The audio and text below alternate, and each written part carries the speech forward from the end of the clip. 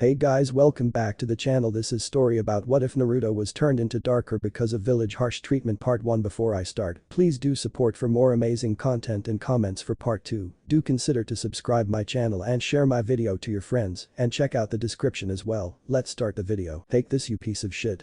There was a sharp pain in the small boy's side as a grown man kicked him. She died because of you. Another adult yelled drunkenly as he swung his near-empty clay-sake bottle down on the child, shattering as it hit the balled-up child on the ground. My son gave his life to make sure you died, and yet here you are still breathing. A third hate-filled villager from the village hidden in the leaves kicked the boy.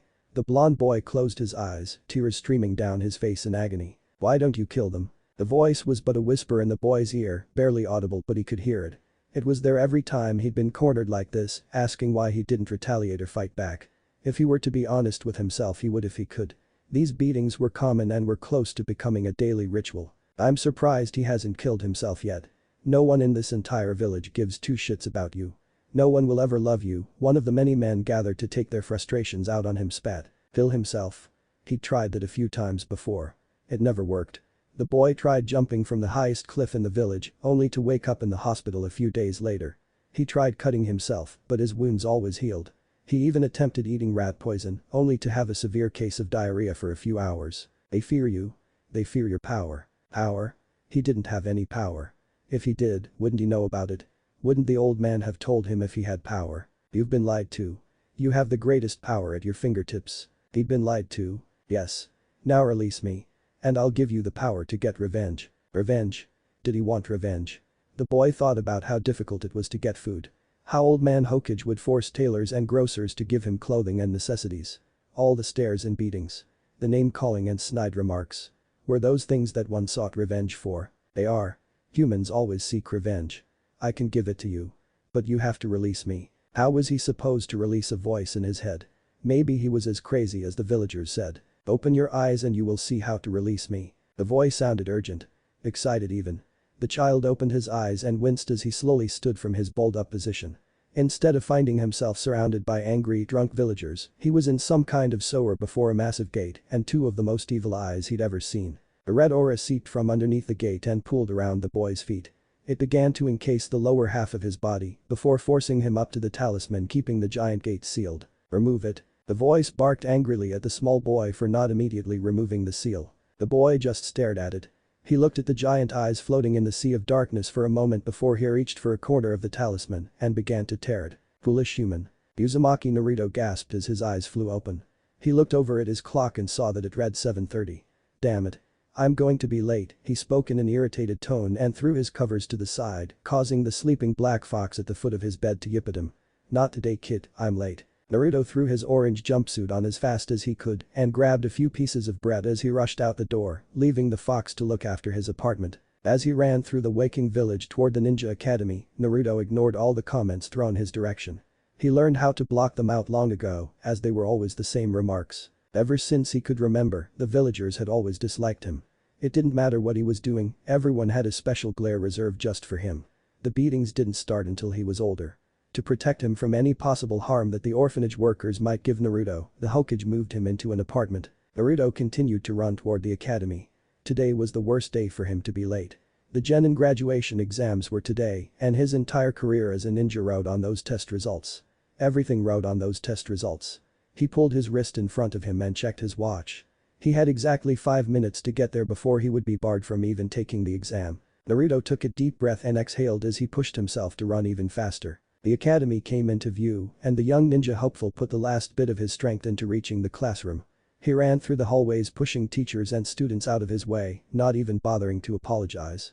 He finally reached his class and threw the door open, startling the 26 other genin hopefuls and the 2 teachers. Well Naruto, it's nice to see you join us. I hope you actually have a legitimate excuse today, or did the Hokage monument decide to paint itself on its own again? You mean Oruka, Chunin Academy instructor, asked annoyed at Naruto's tardiness.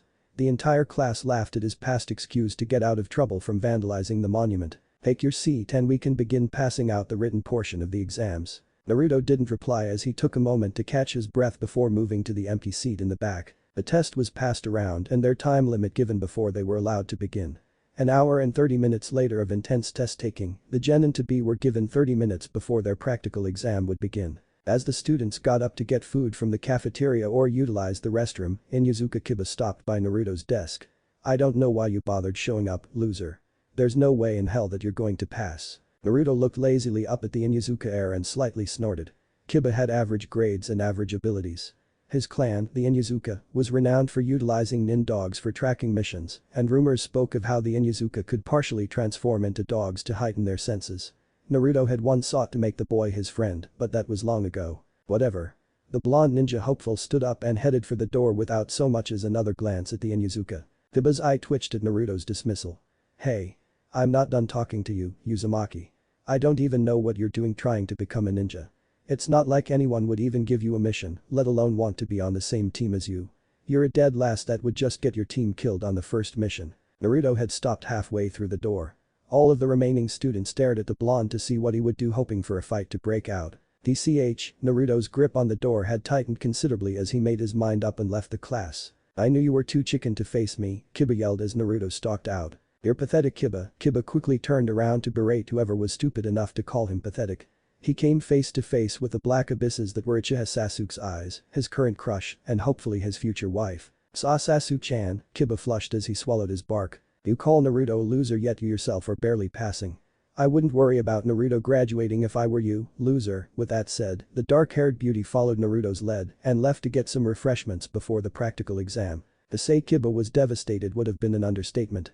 With the excitement over, the remaining students left to use what little time they had to get something to eat and use the restroom. If she were to be honest with herself, Sasuke didn't care about Naruto in the least. He always kept to himself and glared at practically everything that moved. She didn't even know why she bothered to say anything to Kiba. The repulsive Inuzuka hadn't even bothered her yet today to go on a date. The blonde Uzumaki was an enigma that Sasuke couldn't figure out. Naruto almost always had a scowl on his face and constantly made lame excuses for showing up late to class. He turned in half-assed homework and barely passed all of the tests given to him. And yet he could easily be ranked as the best at taijutsu, ninjutsu, and even weaponry out of their entire class. Sasuke had stumbled upon the blonde practicing once and was shocked at the accuracy of his kunai and shuriken throwing. He hadn't missed a target. And it wasn't just his accuracy, but how embedded the weapons became in the wooden dummies.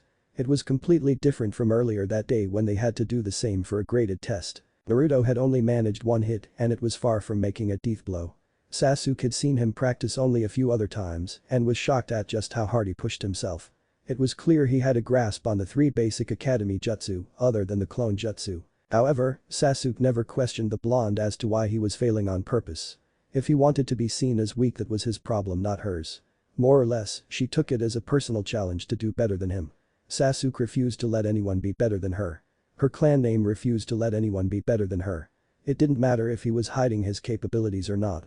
Hyuga Hinata glared at the back of Sasuke's head. It had been 40 minutes since the genin had been called back in for the practical portion of the exam. Each student had been called to another room one at a time as they were to be tested individually. Hinata had yet to be called in and had spent this time to glare at Sasuke. She had so badly wanted to tell Kiba that he was wrong about Naruto. Then Sasuke beat her to it. Of course, Hinata was having trouble getting out anything resembling words to begin with, but she still wanted to be the one to stand up for Naruto. Hinata and Sasuke weren't exactly friends. They were polar opposites of each other. Where Sasuke was assertive and sure of herself, Hinata was meek and shy. They only hung out with one another because they were both friends with Ino and Sakura, since all of them were very young. Their mothers were childhood friends as well. Their classmates had nicknamed them the Princess Four. For Sasuke and Hinata it was clear as to why, as they came from 2 of the largest clans in the village. Ino and Sakura had been included purely for looks, since Ino came from a minor ninja family and Sakura came from a family full of civilian merchants. They were often asked out by various boys who had actually managed to gather the courage but were always turned down. Hinata felt bad for them but was grateful that Ino, Sakura, and Sasuke knew that she had her eyes on a certain blonde and answered for her. Of course, she always felt bad for those pining after Sasuke, who never even let them finish properly, asking her out before she would either walk away or just tell them to beat it. Sasuke wasn't very social despite being popular. Sasuke had never really cared what others thought of her, especially after her family had been killed. The girl focused almost solely on being the best in the class and training. Hinata knew she shouldn't be upset that Sasuke had put Kiba in his place, but the violet-haired girl just couldn't help feeling like Sasuke was stepping in territory she didn't belong. Uzumaki Naruto. Haruka had come back from the latest test and called the next student to be tested. Hinata shot her light gray eyes toward the object of her obsession and watched as he stalked out of the classroom. Hinata had always admired the blonde-haired boy. No one in the village seemed to like him, and for no apparent reason either. She had seen him many times in the town square as people cursed at him and even threw rotten food or rocks at him, all the while he did his best to ignore it as he made his way to wherever it was he was going. He trained every day after class and spent a lot of time at the library when he didn't understand a subject that Iruka-sensei had been teaching. He even chose to walk away from fights, knowing that others would make fun of him for being a coward. Hinata could see the strength it took for him to just get up every morning and wished she had the strength he possessed to keep going. Hinata came from the Hyuga clan, one of the most prestigious clans in Konoha, and that name came with a heavy burden. Hinata's father was the head of the clan, and when she was old enough she would gain that title. Her father constantly pushed her to make top marks and expected nothing less than perfection. Perfection she just couldn't achieve. She could never get new jutsu down on the first try, and if she were honest with her father, she would tell him that she didn't want to be a ninja. She was nothing like her younger sister who was everything her father wanted her to be. Sometimes Hinata felt as if her father despised her and she couldn't help despising him back. Hyuga Hinata, Hinata's head snapped up as Iruka called her name.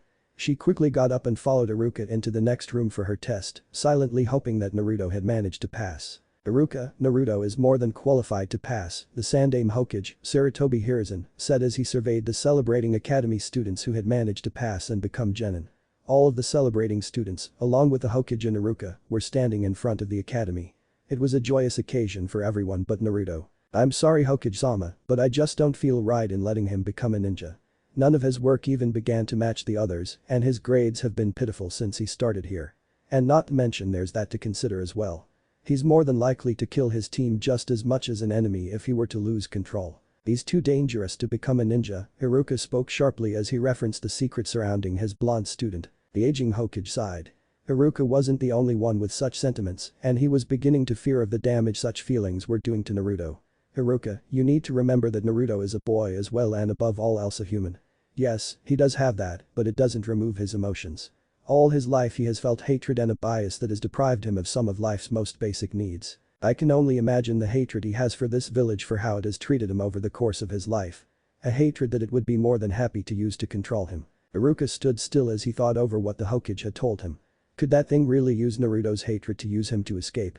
Whenever Iruka had looked at the 12-year-old he had always seen that monster and his parents' crushed bodies. He has always hated this village Hokage-sama. He holds no respect for anyone, he gets into fights and causes trouble whenever he can. For all we know he was a bad seed to begin with. Iruka spotted Naruto sitting on a swing beneath a tree, the shade masking his features making it difficult to read the boy. Perhaps, but you must consider that Naruto has never known love, nor the comfort of a mother's hug or the pride from a father's acceptance. You understand his loss of parents, but what you fail to understand is his frustration at never being accepted and the pain that comes with it. He may not hold respect, get into fights, and cause trouble, but it's only because he wants attention and doesn't know how else to get it when no one will even accept that he is his own being and not that. The Yondium wanted him to be seen as a hero, Iruka. Not a monster. With his piece said, the Hokage left the young Chunin to his thoughts. Iruka simply stared over at Naruto who had gotten up and began to leave the academy grounds. He could see the obvious disappointment hanging around him.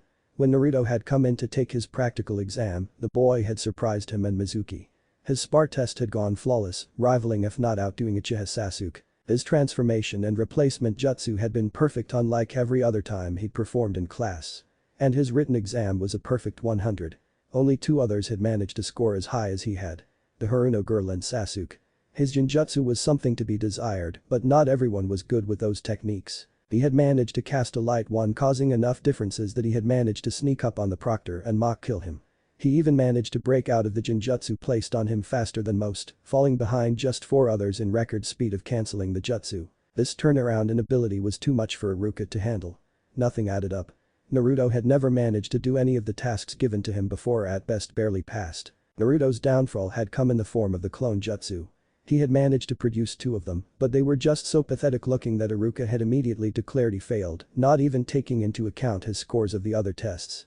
He even ignored Mizuki who had tried to bring that point up. But how could he allow Naruto to pass and be happy when his parents were dead? Naruto had seemed so pleased at showing he was a capable ninja, and that happiness on his face had struck a dark place in Iruka's heart. Iruka knew that tonight was going to be a long one and decided to put everything on hold as parents came up to thank him for his tutelage to their children. Naruto punched the alleyway wall that he had ducked into. Damn it. It wasn't fair. He had done everything else correctly. It didn't matter what they asked him to do, he had done it perfectly. He answered every question right and they still failed him all because he couldn't make perfect clones. It's not like he would even use that stupid jutsu anyway.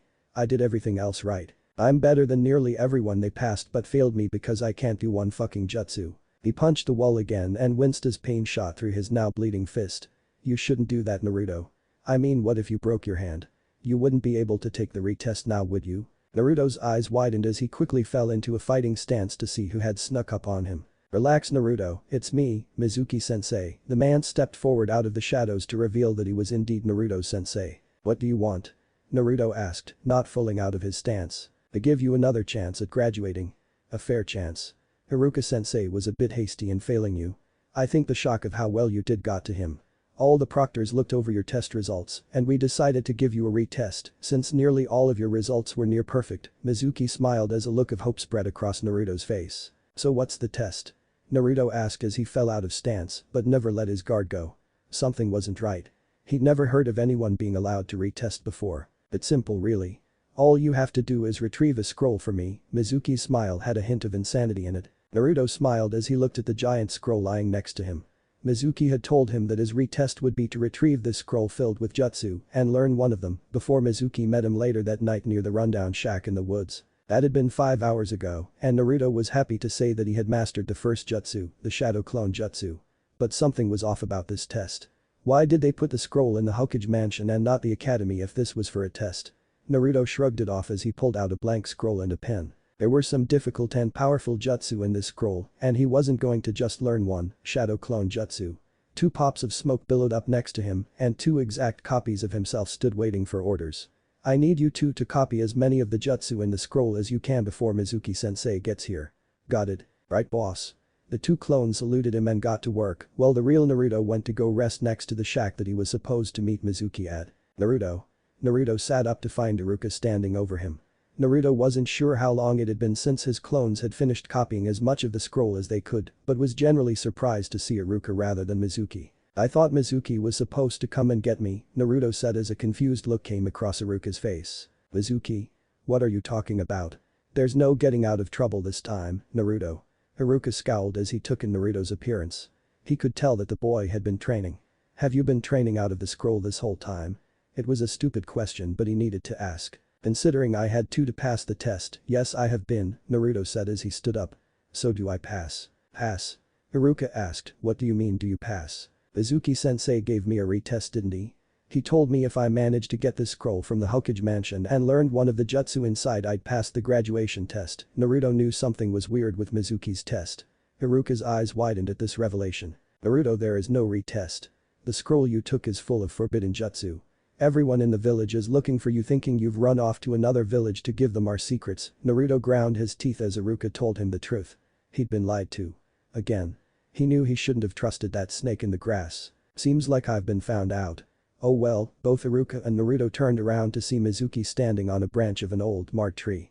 A large shuriken was twirling in Mizuki's hands as he spoke. Guess I have to kill you as well, Iruka. Understanding his words, Iruka jumped in front of Naruto as the oversized weapon of death embedded itself into his back. Naruto had fallen at the sight of the weapon coming toward him, still recovering from the fact he'd been betrayed and stared at Iruka who had protected him. Why?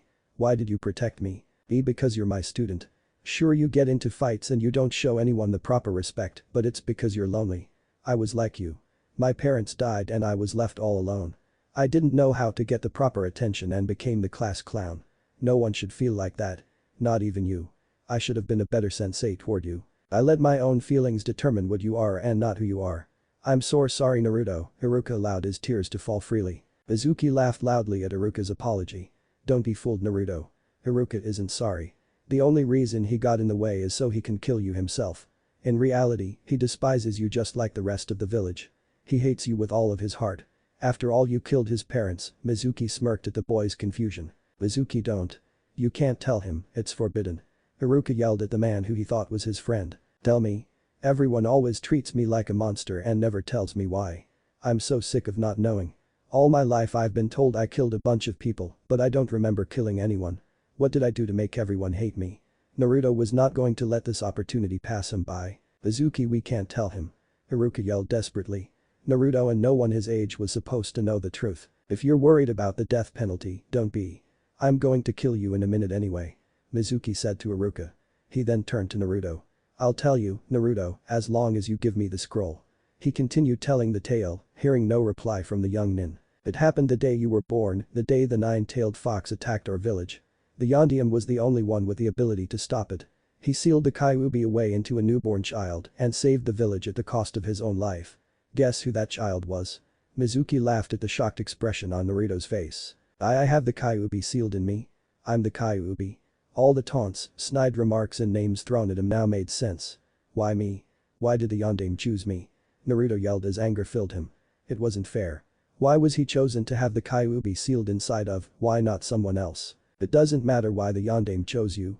You're the Kyuubi and no one will ever see you as anything else. You killed Iruka's parents and the loved ones of everyone in the village. No one will ever accept you.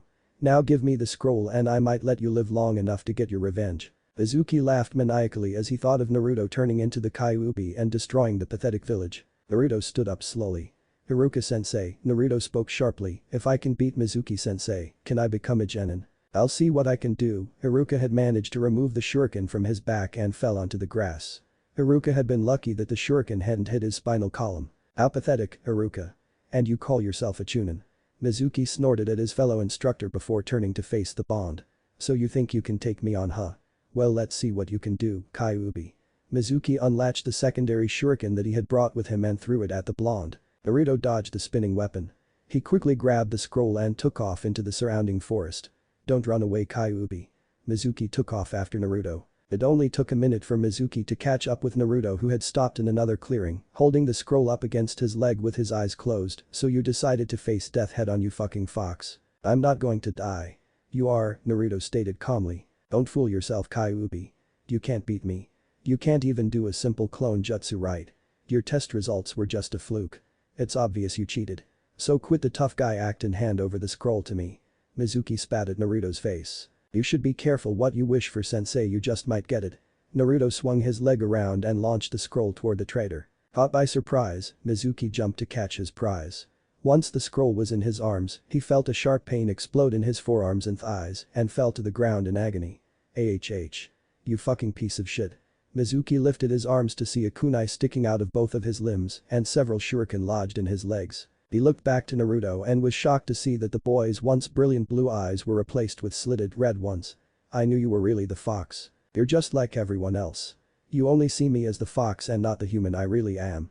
You're afraid of a power I never even knew I had.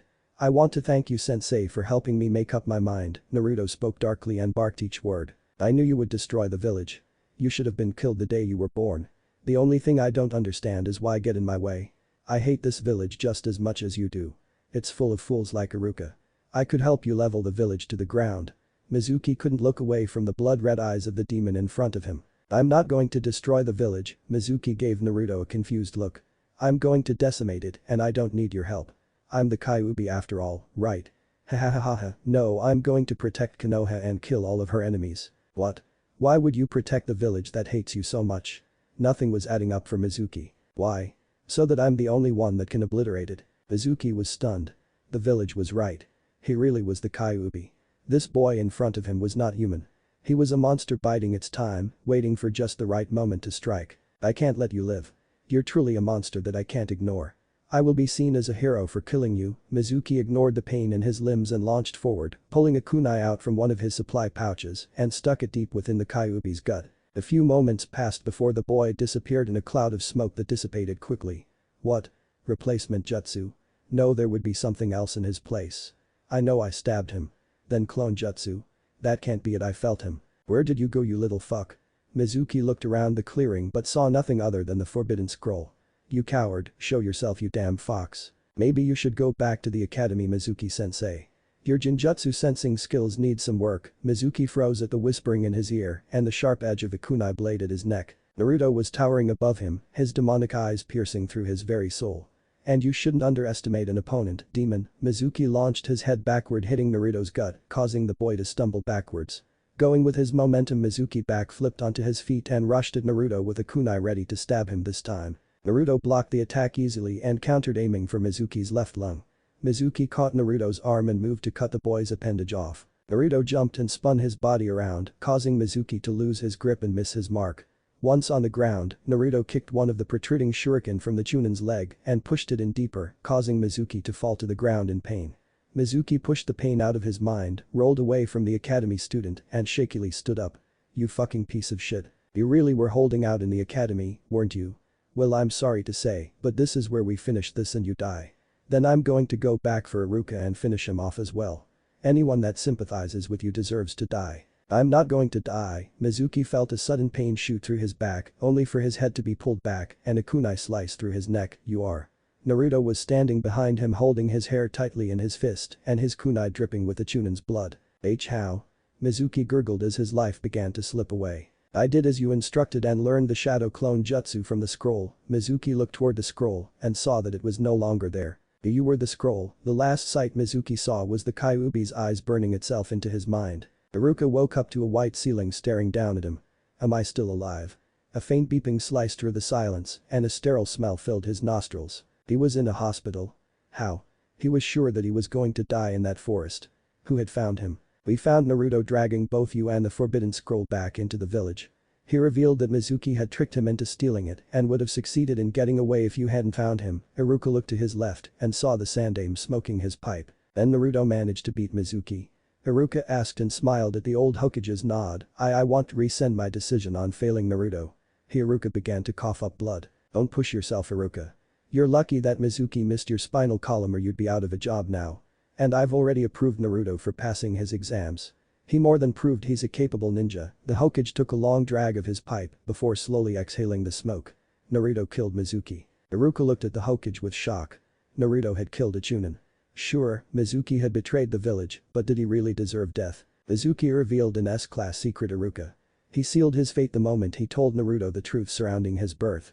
If Naruto hadn't killed him, he would have been killed later anyway. Hiruzen sighed as he thought of the loss of a Chunin. "Rest for now, Iruka. The team formations have been pushed back a couple of days so that we can investigate what would motivate Mizuki to betray us." With nothing else to be said, Hiruzen left Iruka to his thoughts. Naruto huffed in exhaustion. He couldn't sleep and had decided to tire himself out by doing push-ups until he couldn't move anymore. His words to Mizuki kept replaying in his head. Did he really mean it? Would he really hunt down all of Konoha's enemies so that he would be the only one left to destroy it? But his words weren't the only thing bugging him. During his fight, Naruto had felt his senses heightened to a level he'd never known before. Mizuki's movements had almost seemed too slow for a Chunin, and he could almost predict what the traitor was going to do next. Had he tapped into the fox's power? Fuck. This is all too confusing. Naruto pushed himself up and flopped down on his bed, waking up Kit, who yipped at him for disturbing its rest. "Shut up, Kit." The fox growled at him before it curled up next to him. Naruto lazily began to pet his only friend lightly. Raising his other hand, Naruto reached for his forehead and removed the black-clothed headband that the Hokage had given him and smiled. He had done it. He was finally a ninja. Naruto, finally feeling sleep claim him, let his body go limp and let his heavy eyelids close. The last thing he heard was only but a whisper in his ear. "You finally have the power to seek revenge. I can't wait to see this village burn. Fucking fox." 5-year-old Uzumaki Naruto looked up at the cursing and was shocked to see that for once the remark wasn't directed at him. "Scram, you damn pest." Naruto heard a sharp whining and a yelp of pain before a black blur ran past him. "Huh?" The shop owner had noticed Naruto and his scowl deepened. "Was it you that brought that fucking thing to my shop?" "No, it was you. Get out of here before you ruin my business." Naruto quickly made himself scarce. Tearing down the street before ducking into an alleyway hoping no one had seen him. Before he could sigh in relief when no one came into the alley, a loud growling caused him to turn around. Naruto's eyes widened at the sight of a black fox, blood seeping from its front right leg, sharp teeth made for tearing into flesh barred at him. Getting over his initial shock, Naruto slowly approached the wounded creature. "You're that fox that guy was yelling at, right?" Naruto asked. The little fox just growled deeper as Naruto got closer to it. "Are you alone too?" "I'm alone a lot and nobody seems to like me." "I don't think anybody likes you either." "I don't want to be alone anymore." Naruto finally reached the fox and stuck his hand out to reach for the frightened animal and felt a stinging sensation as the fox bit into his hand. Naruto flinched but didn't remove his hand. He was tired of always being alone. Tired of being hated for something he didn't even know about. Naruto reached his other arm around the fox and picked it up into his embrace and just held it. Slowly tears fell down his young face as the fox held strongly onto his hand with its jaws. "I don't want to be alone anymore. I don't want to be alone anymore." I don't want to be alone anymore. His tears continued to fall, the pain in his hand not going away. Suddenly he felt a sticky object rubbing his wound and saw that the fox was licking at his blood as if to clean it. Naruto let a sad smile cross his face before standing up. Come on kid, let's find somewhere warm to sleep tonight. Uchiha Sasuke woke with a frown on her face. The day was supposed to be exciting and filled with pride from her family as she went off to receive her team assignment for the first time in her ninja career. Instead of waking up to the wonderful smell of her mother's cooking or the sound of water pipes humming as her brother or father showered, she was met with dead silence. The silence she had known for almost 6 years. Sasuke sighed as she rolled onto her side to look at her nightstand, where a picture of her family stared, looking back at her with smiles. A scowl quickly formed on her face as she slammed the picture down, unable to look at him. Looking at her clock, Sasuke rose from bed and went about her morning rituals before she met up with her only friends. Yamanaka Ino, Haruno Sakura and Hyuga Hinata before all four of them went to the academy one final time. The girl moved around her small apartment, making sure that everything was in order. She had lived in the apartment since she was 6.5 and made sure that it was kept neat and clean, having picked up her mother's cleaning habits before that happened. Sasuke made her way into the kitchen and pulled 2 eggs and 1 tomato from her fridge before she set about cooking her breakfast. She scrambled the eggs and cut the tomato into 6 even pieces. She salted the tomato piece and poured herself some orange juice before enjoying her cooking. She went to her bedroom and pulled out a dark blue shirt with a high collar and her clan symbol embroidered on the back. Next was a pair of white shorts and wide arm cuffs that had blue straps. She slipped out of her sleepwear of black shorts and a black tank top and pulled her fresh clothes on. She quickly wrapped her ankle and lower legs with her medical tape before slipping on her ninja sandals and rushed out the door. 10 minutes later had Sasuke in front of the Yamanaka flower shop and waited for Ino to come out so they could meet up with Hinata and Sakura. Ino lived along Sasuke's route to the academy while Hinata lived along Sakura's. They met up in the middle just outside Ichiraku ramen shop. Oh. Sasuke-chan, how have you been? Ino's mother had come out to put some new flowers on display in front of the shop. I swear you look more and more like Makoto-san each time I see you. Are you excited to have finally graduated from the academy? Sasuke looked at the brunette darkly for a moment when the older woman mentioned her mother. Ino's, Hinata's and Sakura's mothers had all been childhood friends with her own mother when they were children and had often set up play dates for their daughters. That was why Sasuke was friends with the 3 girls, they had always just been there. A constant in her life that she couldn't bring herself to get rid of. Many times Sasuke had thought of going another way to the academy or to stop acknowledging them, but she didn't. They were all she had of her old life. They were her escape from her reality that she faced every time she entered that empty apartment. A way to forget what he had done. Sakura's and Ino's family had offered to take her in when she became alone, but Sasuke refused. Sakura's family only saw her as a way to rise in position and gain some leeway in ninja dealings, even if Sakura's mother really did care for her. And Ino's family was just that. A family.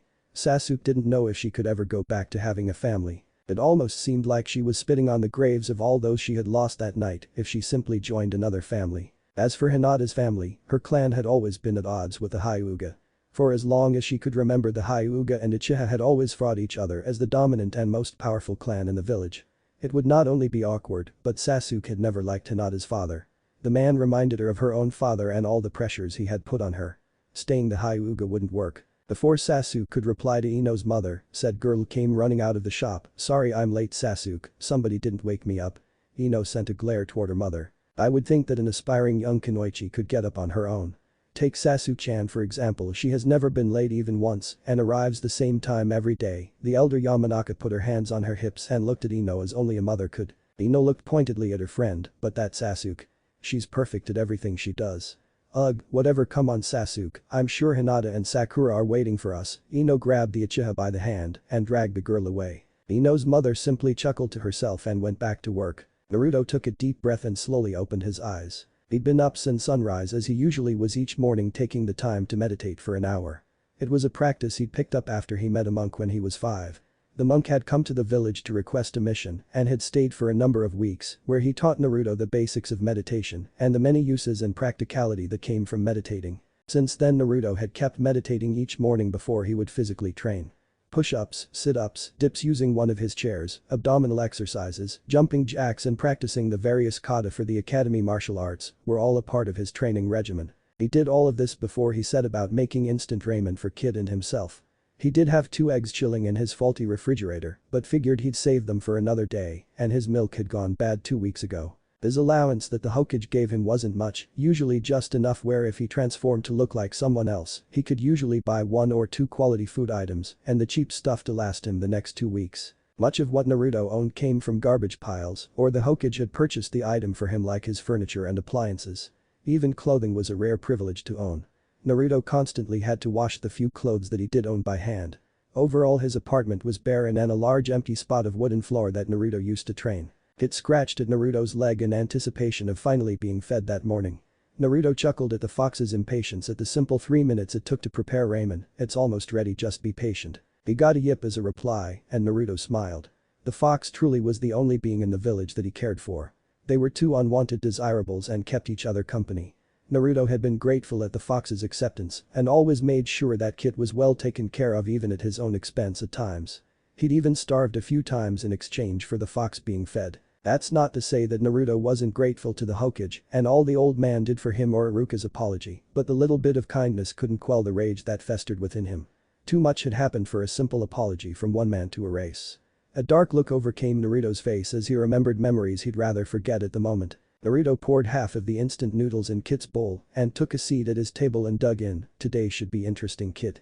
I'm being assigned to my ninja team for the first time in my career. I wonder who I'll be paired with. Kit yipped up at him. You really think that I would be paired up with the Uchiha?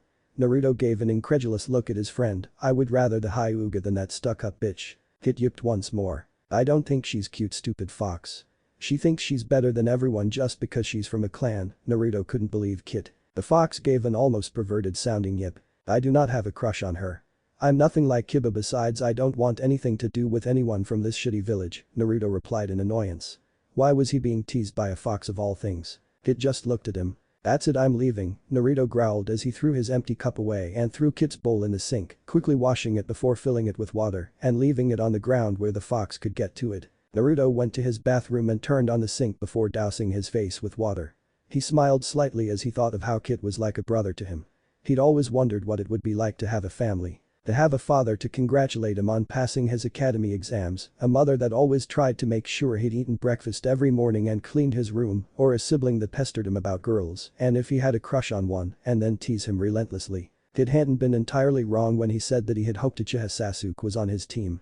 Naruto had at one point did have a crush on the girl, but never expected anything to ever happen between him and her.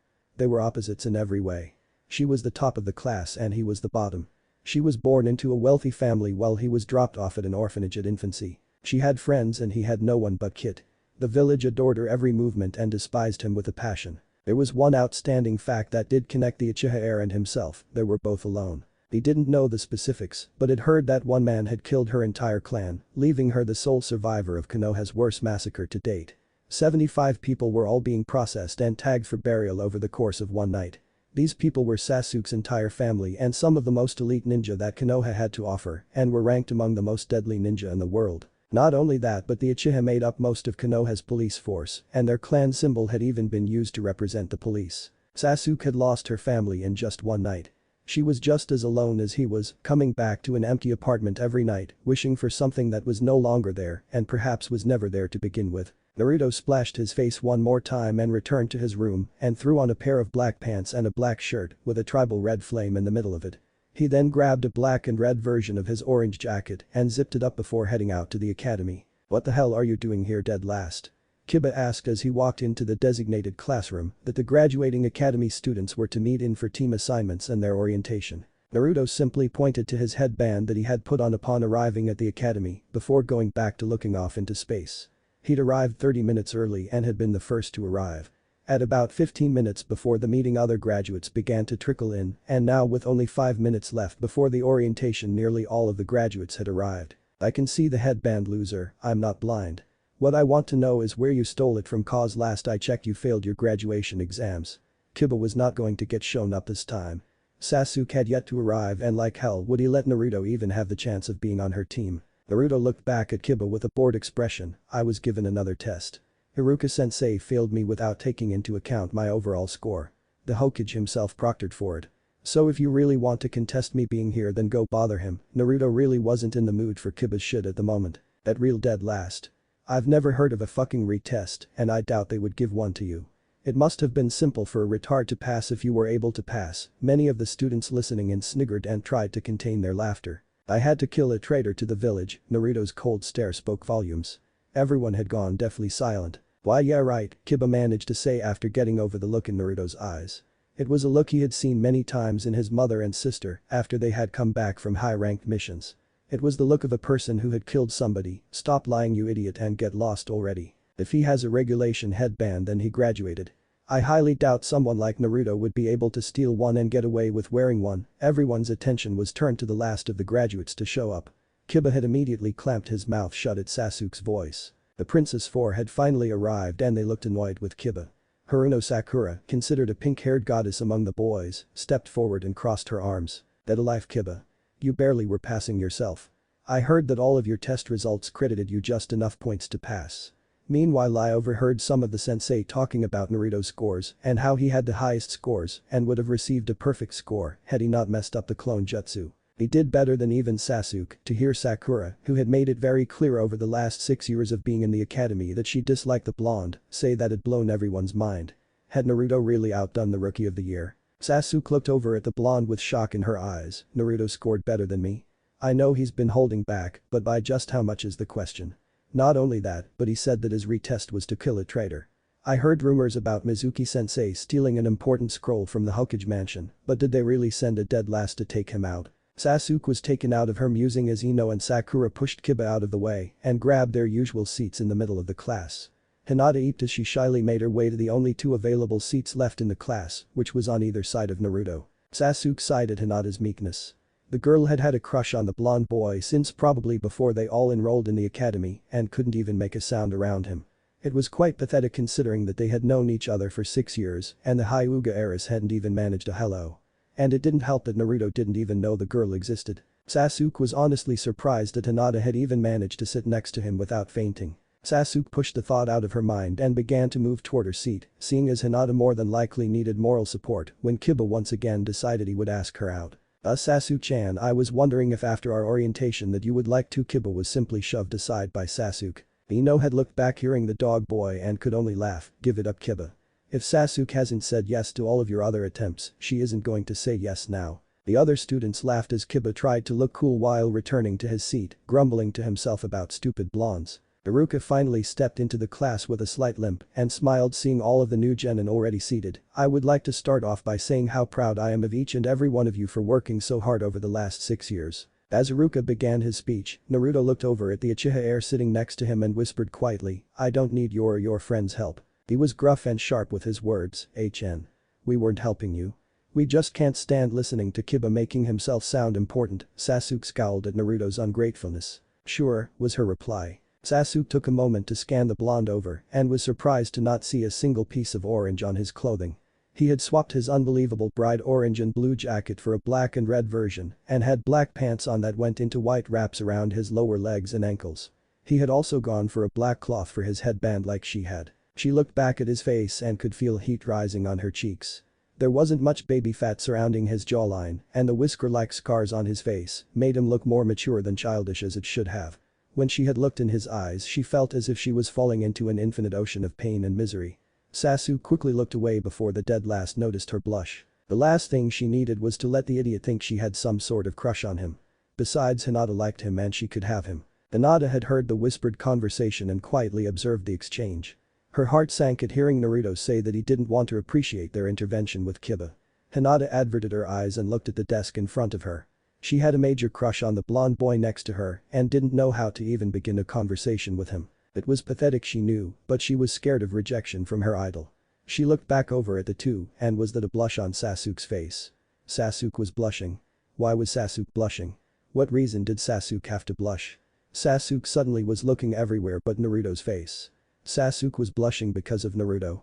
A ping of jealousy flared up in Hinata. I will now assign you all to your 3-man teams or cells, as they are more commonly called among the more veteran ninja. Please make sure to pay attention and listen for your name. I will count down from cell 10 which will consist of Hyuga Hinata. Iruka had pulled all attention back to him as he had finished his speech and woken up a few of the genin at the mention of team assignments. Why yes, Hinata managed to get out. Haruno Sakura. Right, Sakura looked back at the Hyuga girl and gave a reassuring smile to her friend. It didn't matter who else was put on the squad, Hinata would have at least one of her friends right beside her. And Yamanaka Ino. Girl power. Ino fist pumped into the air before she high-fived Sakura and sent a peace sign to Hinata. Ino's outburst had caused a fit of laughter to erupt among most of the genin. Naruto refrained from laughing and analyzed the newly formed cell. Hyuga Hinata was the heir to the Hyuga clan which prized its precious Kekkei Genkai or bloodline limit. The Byakugan. It was a powerful eye technique which allowed the user a full 360-degree field of vision and the capability of seeing through objects and even a person's chakra network. The Hyuga were usually put on missions that consisted of espionage and tracking. The girl was considered one of the Princess Four, a name given to the four most beautiful and influential daughters in the village. All four of their mothers had been given the same name and was passed down to their daughters. It was rare to see any of the four princesses without the other three. Hinata, in Naruto's opinion, was the misfit in the group. She was extremely quiet and hardly ever spoke up in class unless directly spoken to by Iruka-sensei. Though he had nothing against her as she had never outright made fun of him or said anything bad. Of course, who knew what she said in private? Baruno Sakura came from a clan of merchants that had more pull in the civilian world than in the ninja world. Naruto was sure that the girl was a first-gen ninja and had heard rumors about her father being against her becoming one. Sakura had shown her book smarts and near-perfect chakra control in order to graduate and become a genin. Other than getting perfect scores on written exams, her test results were at the higher end of the standards. She would fit best as a strategist or even a medic nin and was more than likely going to be groomed to be the leader of her cell. Yamanaka Ino came from a long line of ninja and was damn proud of her heritage.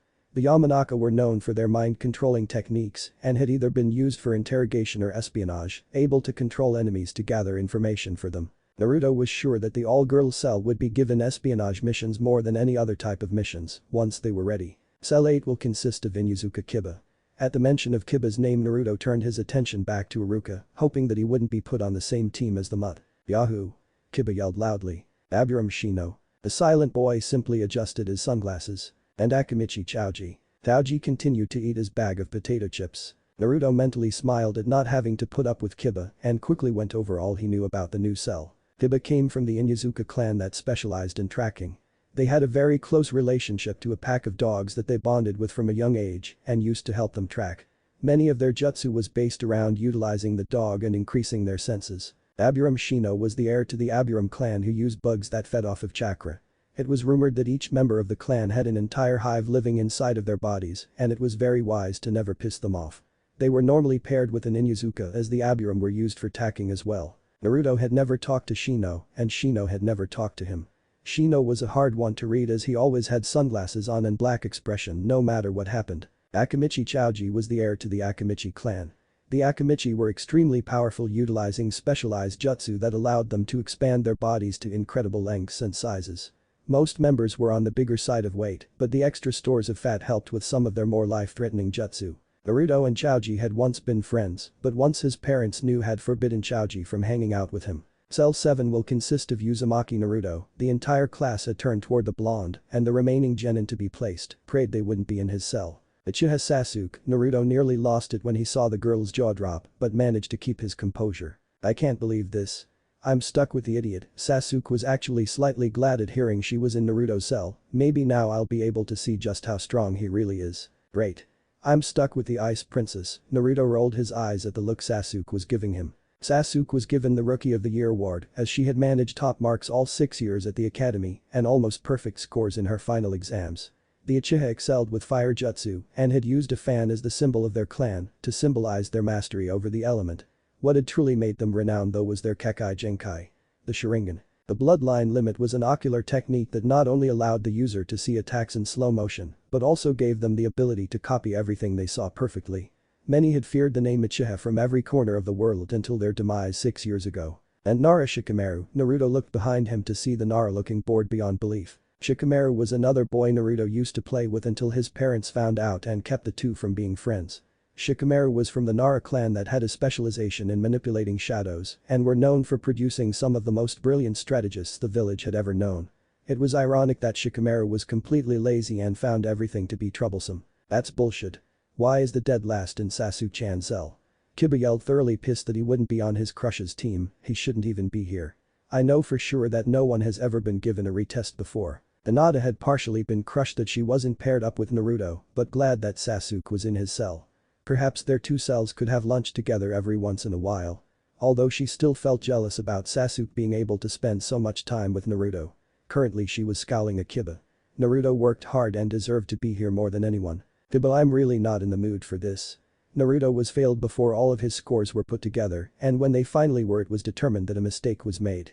The Hokage decided he would test Naruto to see if his scores were a fluke, and obviously they weren't.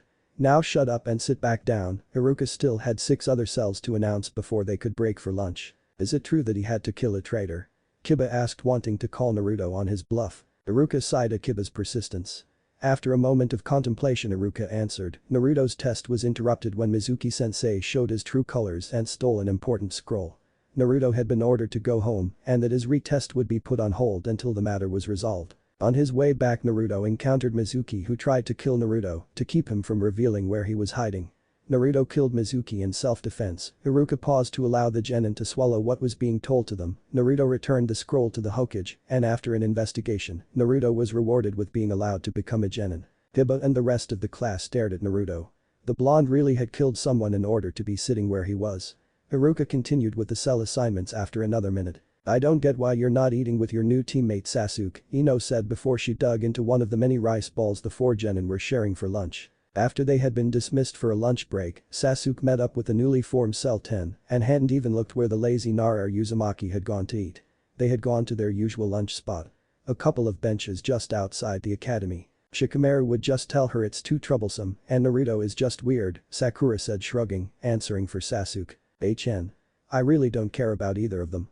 As long as they don't get in my way I don't care who my teammates are. Though I would have preferred having at least one of you in my cell, Sasuke said coolly, not giving either boy much thought. Hinata looked like she wanted to say something but remained quiet. The comfortable silence fell over them as they quietly only for it to be disturbed by the last group they wanted to deal with. Well, if it isn't the Princess 4. So how does it feel to be in the same cell as the dead last and laziest bum in the whole village? I would quit being a Kunoichi now if I were you. Just thinking about that loser makes me want to puke. You do realize he's going to get you killed, right? Harumi Ami spoke maliciously towards Sasuke. Ami was flanked by 2 boys that were no doubt in her cell and had only followed Ami to get close to the Princess 4. Harumi Ami had always been jealous of the Princess 4. She had made it her life's ambition to make their lives as miserable as possible while in the academy.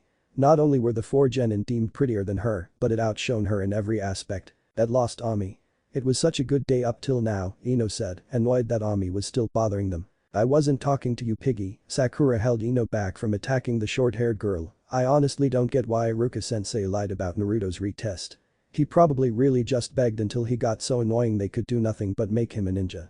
I think that's all he's good at doing actually. No family or friends. It would be sad if he wasn't so annoying. I would hate to be as lonely as he is. I don't know what I would do without my parents. Maybe that's why he's so messed up. There's no one to reprimand him when he gets in trouble. Ami was cut off by one of her teammates who had grabbed her shoulder and pointed to their side. Naruto was standing there with his fists clenched tightly. Please Ami, don't stop on my account. The blonde began to walk toward the group only to push past them. Once he had gone 10 steps he paused briefly. You shouldn't talk about things you know nothing about. He then continued walking back toward the academy. Come on Ami, we should go, the teammate that had grabbed her shoulder suggested, not liking the sudden atmosphere the blonde had left behind. Ami ground her teeth in anger. She was not going to be the bad guy because of that loser. I know nothing. Who the hell does he think he is? He lies about killing Mizuki-sensei and suddenly he's the king of the world. Ami glared at his shrinking figure in the distance. No good orphan. They're all nothing but a waste of space. Nothing could stop Sasuke from slipping a kunai underneath the girl's throat. You really don't know anything.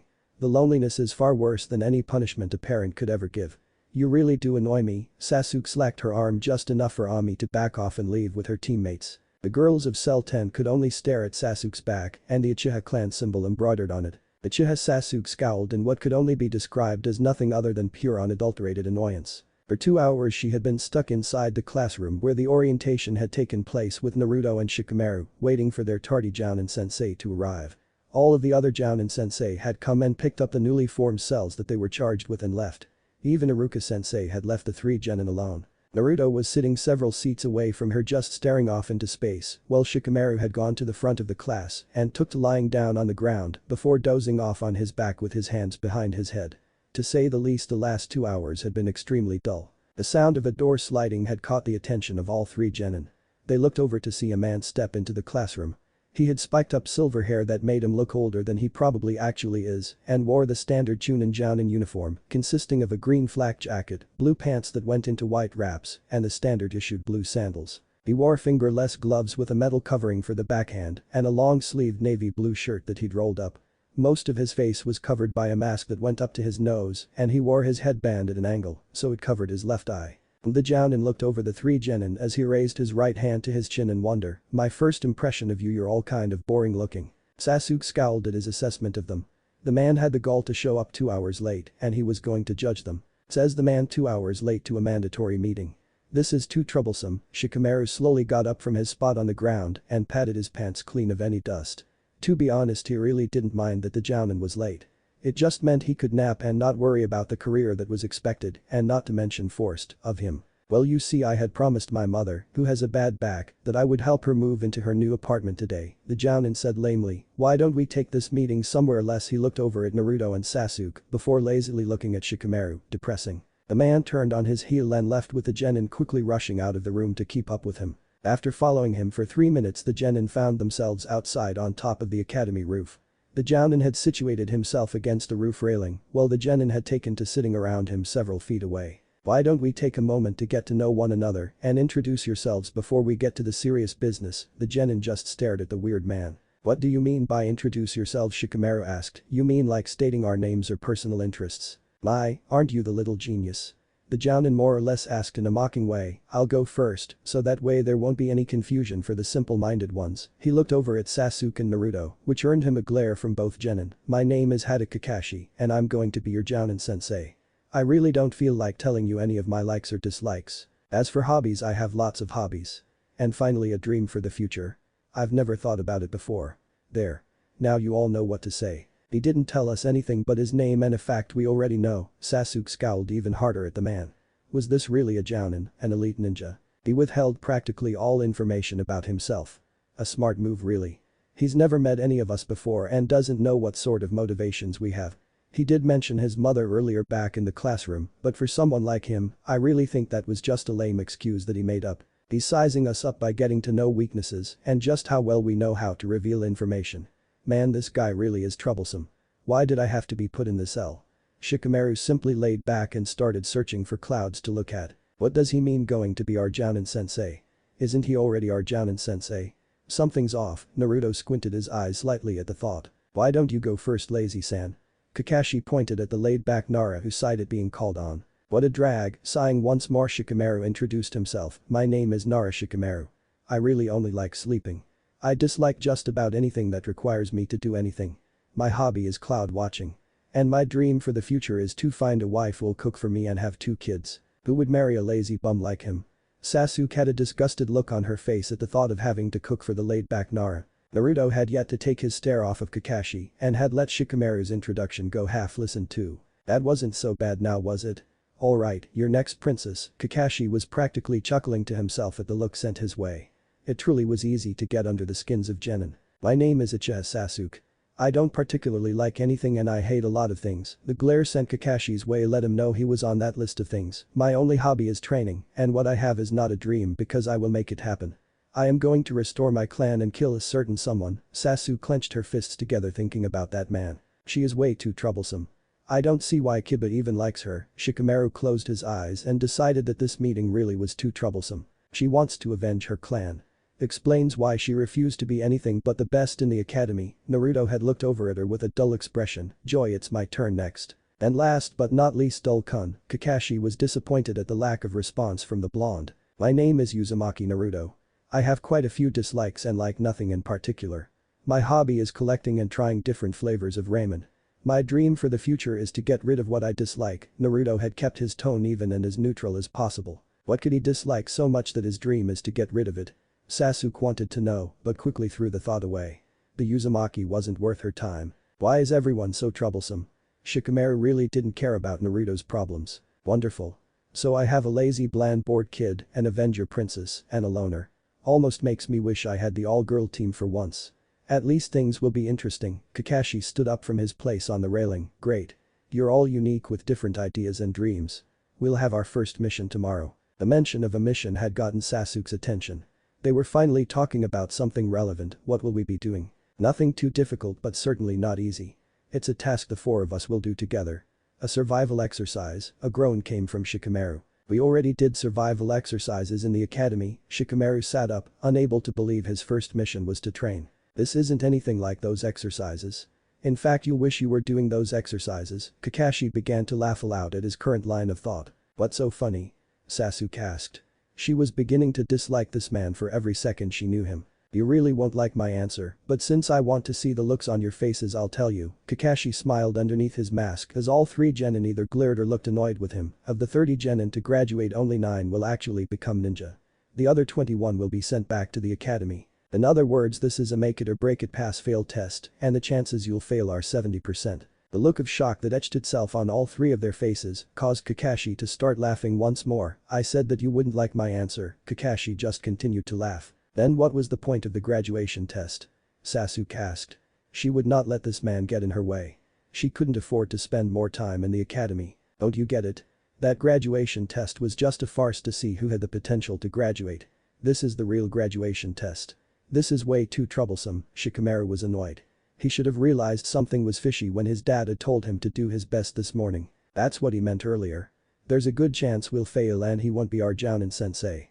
We'll be sent back to the academy and he'll be able to go back to whatever it is he does. Naruto scowled at Kakashi, who was now trying to silence his chuckling. You really are a genius, aren't you?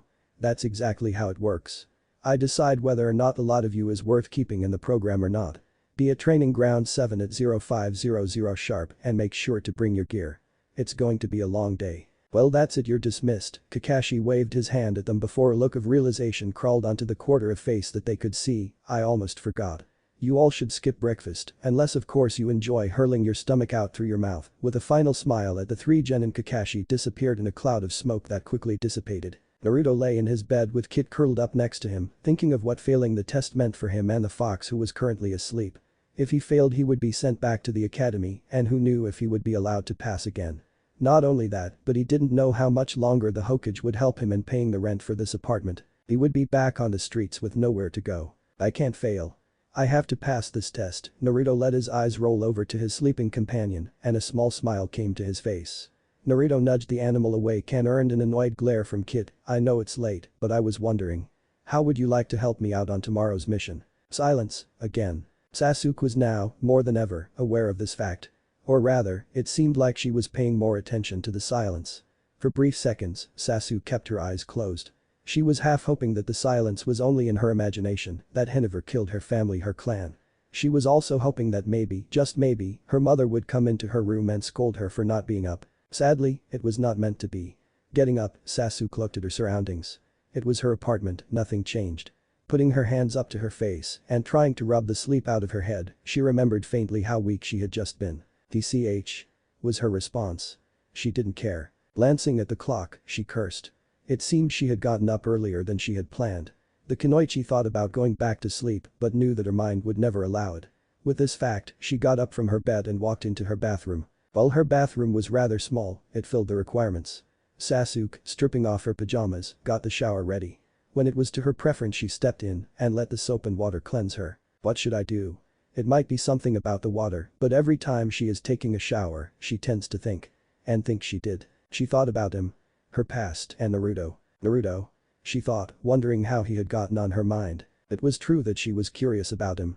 It might even transcend curiosity, but Sasuke was never going to admit to that or even recognize it. It's just curiosity. Sasuke blushed slightly, but attributed it to the hot water gently pelting her. Getting out, she quickly wrapped a towel around her body.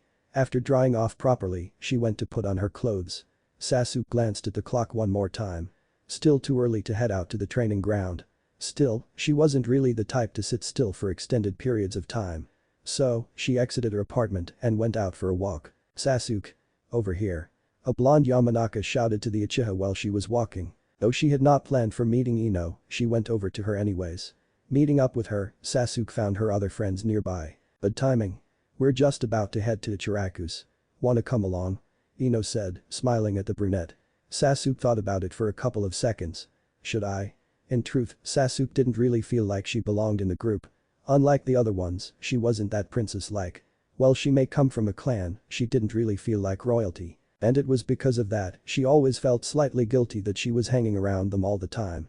It felt like she was a pencil in a box with 3 other pens. Nevertheless, Sasuke nodded her head. Sure. Sasuke replied. Smiling slightly at the group, she followed them to Ichiraku's. So? Our team assignments were awesome. Ino said, but then she looked at Sasuke. I mean, at least you weren't stuck with Kiba sitting down on the leftmost stool, Sasuke agreed. Yeah, but I stand by what I said earlier. I would have preferred it better if I had at least one of you on my team. The usual, please, Sasuke said, turning to AM, whose notepad was ready to take her order. Since this was close to the place where they meet, they come to Ichiraku's to eat. It really didn't take much time to have the ramen prepared. In no time Sasuke saw a steaming bowl of ramen right in front of her. I almost forgot. You all should skip breakfast, unless of course you enjoy hurling your stomach out through your mouth. Sasuke stopped dead in her tracks. She had her chopsticks raised, ready to attack her food. Well, I already ordered it. Plus, I highly doubt that our first mission would really require me to skip eating. With that in mind, Sasuke started eating. So? How are you holding up with Naruto and Shikamaru? Sakura said, looking at Sasuke with mild sympathy. The Princess Four had finished eating and now took to discussing matters that seemed important, and Sasuke's plight was number 1. Well, Shikamaru is lazy. And Naruto, well, Naruto. I don't really care about them, as long as they don't hinder me in my goals. Sasuke responded curtly. Oh, come on, you so cold to boys, Sasuke. You should be interested, but it is Naruto and Shikamaru, so I don't blame you. Ino chided in. She then smiled at Sasuke. We all know that Shikamaru is lazy. What we, or rather Hinata, wanted to know was about Naruto. Sakura said, winking at Hinata, who blushed at the mention of her blonde crush. Like I said, Naruto is Naruto. There isn't much to him. Sasuke knew that wasn't true. There was something to him, something that she really couldn't place about him. If she really had to put her feelings about him into words, it would have to be confusing. Oh, we just thought that, since you're on the same team now, you might know why he changed his suit. All 4 girls were very interested in his sudden wardrobe change. It too was on Sasuke's mind as well. Why the sudden change? I don't know, why? The sudden talk of Naruto was making her rather curious. It's a girl's natural instincts to want to know everything, and we know nothing about Naruto. Personally, I think if it wasn't for his personality he would be better liked. Sakura said casually. Why you think so? Hinata said meekly, stumbling on her words. I certainly agree. He has the looks, but his personality is just so cold. It seems like he really just doesn't care. That is such a turn-off. Ino scoffed a bit on that last sentence. How so? Sasuke said numbly, trying to get Ino to a point of interest in this conversation. Well, first off, he acts like he doesn't care. Like, at all. It's quite off-putting to see a kid act like that. He even stopped playing with kids his age. He always kept to himself. That's not normal, and Ino was trying to find the right words to further describe Naruto, but she couldn't find them or form them into an understandable sentence. The thing that bothered me was his test scores. They were nearly perfect, Sakura, the bookworm, said. The rest of the girls agreed. Was he really that good? I mean, he never showed it. And that thing with Mizuki, the girls shivered. All of them had remembered the look Naruto gave when he had said that. Unknown to the 3, Sasuke has seen that look. That look plagued her in her nightmares, but the face wasn't of Naruto, but of him. Sasuke looked at the clock at Ichiraku's and cursed. She needed to head out to training ground 7. Getting up, she started walking away from them. Maybe I will see what Naruto has been holding back today, we have a mission. Shattered by Ino. Life was hectic for the blonde Kunoichi. In fact, ever since she became one of the most popular girls in the academy, her life became busy. It was never easy being a girl, especially one that was as pretty as her. Yawning, she put those vain thoughts to rest as she got up and rubbed her eyes. Then she opened them again to clear away any drowsiness that remained. When Ino looked at her clock, she was surprised to see that she woke up earlier than expected. In all honesty, her mother was quite right in making the observation that a kunoichi should be rather punctual, but Ino was Ino, not an expert ninja. Yet. I'm not an expert ninja, yet. She mumbled out, getting up from the bed and going to the bathroom. Looking at herself in the mirror, she cringed a bit. What a total mess. Her hair was unruly, as it had always been like that in the mornings. To Ino, nature was almost always anti-beauty, and her natural hair in the morning was proof of this. Ino finally looked away from the mess and started to draw a bath. Ah! She sighed heavily as she submersed her naked body in the water. While showers were practical, baths were blissful. Yamanaka Ino would never have survived in a world without baths, ever. She started to go over what happened yesterday at the academy.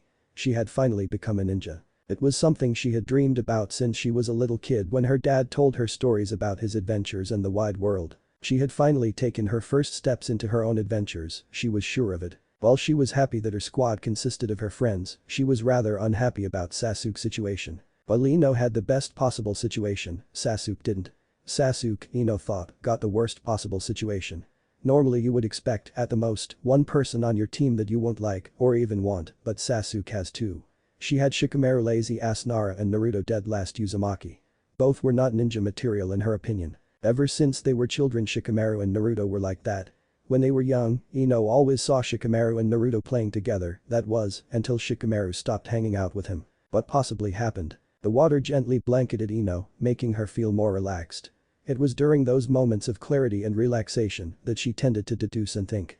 While not a genius like Shikamaru, she did tend to think things through correctly when she was in the bath. Not this time. Maybe he did something to make Shikamaru mad. No, it's lazy-ass Shikamaru. He can't be bothered being angry at anything. Ino thought to herself, smirking at her reasoning. If not that. Ugh. Ino shook her head, trying to divulge Naruto's past is impossible. That boy certainly is a mystery. Pushing it out of her head, Ino felt herself fully relax in the bath. In fact, she relaxed so much, she even forgot that she was thinking about the blonde boy in the first place. Feeling clean and relaxed, the girl stepped out of the bath. The sudden cold that her body felt made her rush to get to the towel and dry off. I am so glad that she didn't get picked to be put with him, Hokage-sama must have listened, Ino's mother whispered before she got cut off by her husband. SHH. The father quickly hissed, indicating that their daughter was on her way towards them. They wanted to keep her ignorant on the matter of the Kyuubi boy, after all they didn't want to be killed. With forced smiles, the pair looked at Ino, who had just entered the kitchen where they had their discussion. Ino, truth be told, liked eavesdropping. It was a very bad habit, but being a ninja encouraged information gathering, and that sanctioned her indulgence. So she had naturally heard what they had been talking about. The thing Ino wanted to know was who they were talking about. That piqued her interest. Ino? Aren't you supposed to meet up with Hinata and Sakura for breakfast? Ino's mom questioned the young blonde. Her hands were on her hips, and the look was a mix of amusement and anxiety. How much did she hear? Ino's mother had thought to herself. It was then that Ino's eyes widened at the sudden realization that she did make an arrangement to eat with Hinata and Sakura at Ichiraku's. With hurried steps, Ino rushed past them and out the front door with a shout, "Thanks mom." So? Where is Sasuke? Ino asked her friends when they met up. Well, after that whole incident with Ami, we couldn't catch up with her to talk to her about it. Sakura said, sympathetically remembering what happened to Sasuke's clan. That was very unfortunate. Hinata whispered with just enough volume that only the two of her friends could hear. Neither of them knew the specifics of what had happened that night, and none of them could really imagine how anybody could have killed one of the best ninja clans in the village in one night. They couldn't think of a single person with that amount of power, not even the Hokage. That was the scary part. Ino hated prolonged silence, it usually didn't mean anything good. So when the dialogue stopped, she quickly thought of other things to discuss. Wasn't Naruto acting strangely? Ino said, remembering the blonde's behavior at the graduation. Talking about Naruto wasn't well received anywhere, and Ino expected some strange looks. She wasn't disappointed. The looks the two of them gave her were to be expected, but it was the looks from the other villagers that were the shock. All of the looks were mystifying to the blonde.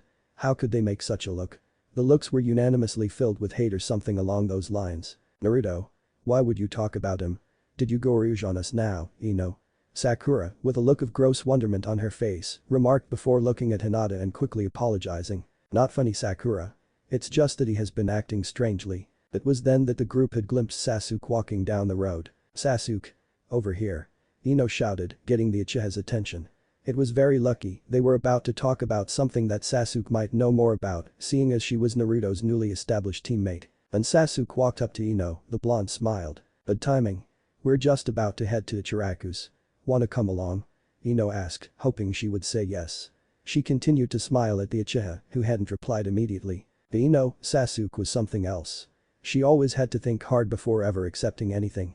When she first became friends with her, it was a bit strange. Now though, she thought nothing of it. When Sasuke finally nodded her head and replied to her, Ino walked with the rest of them to Ichiraku's. So? Our team assignments were awesome. Ino said to the group excitedly. Sitting down, she looked at Sasuke with a guilty expression. I mean, at least you weren't stuck with Kiba. On seeing Sasuke agree, Ino breathed a sigh of relief. Yeah, but I stand by what I said earlier. I would have preferred it better if I had at least one of you on my team. One bowl of ramen, please. Sasuke replied, looking at the menu. The three girls looked at Sasuke as she had just dropped the bombshell. A mission. With Naruto and Shikamaru. Now that made Ino curious. It was apparent that she had an overwhelming urge to know. She inherited this from both of her parents, and because of that, it seemed to be stronger in Ino than in both of them. The girls both looked at each other with a puzzled expression, but then continued to talk about Naruto. So? Sakura, what do you think of his new outfit? Ino asked, wondering what the pink cat thought. I don't really know, it's Naruto, he's a mystery. That was the one thing all of the girls could admit about that boy. Naruto woke up gasping hard, sweat pouring down his brow, and a slight confusion of where he was.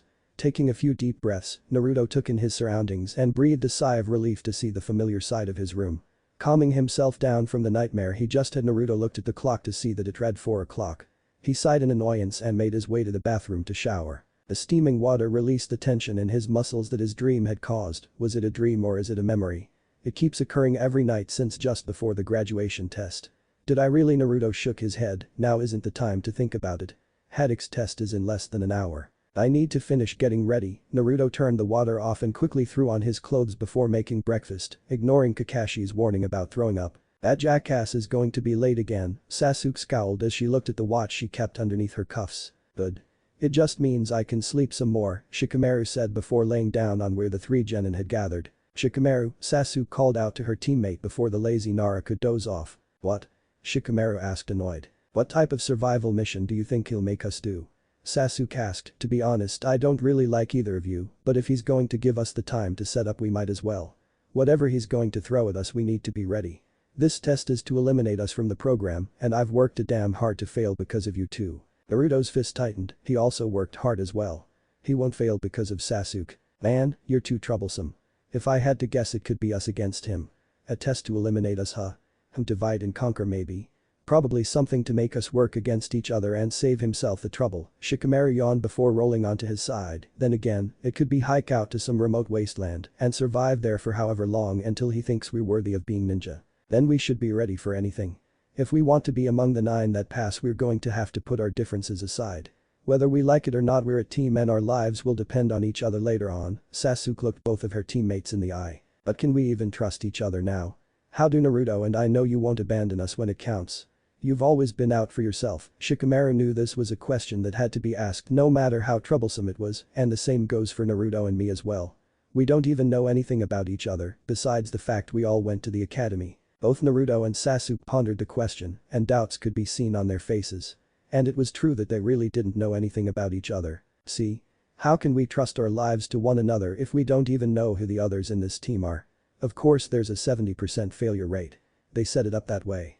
If they don't need a team or a specific person, isn't it easier to just get rid of them? They only need 3 cells, and they more than likely already know who's going to pass and who isn't. The real question is if we're one of those 3 cells who they want. And it all comes down to trust. The trust that we'll do whatever it takes to pass.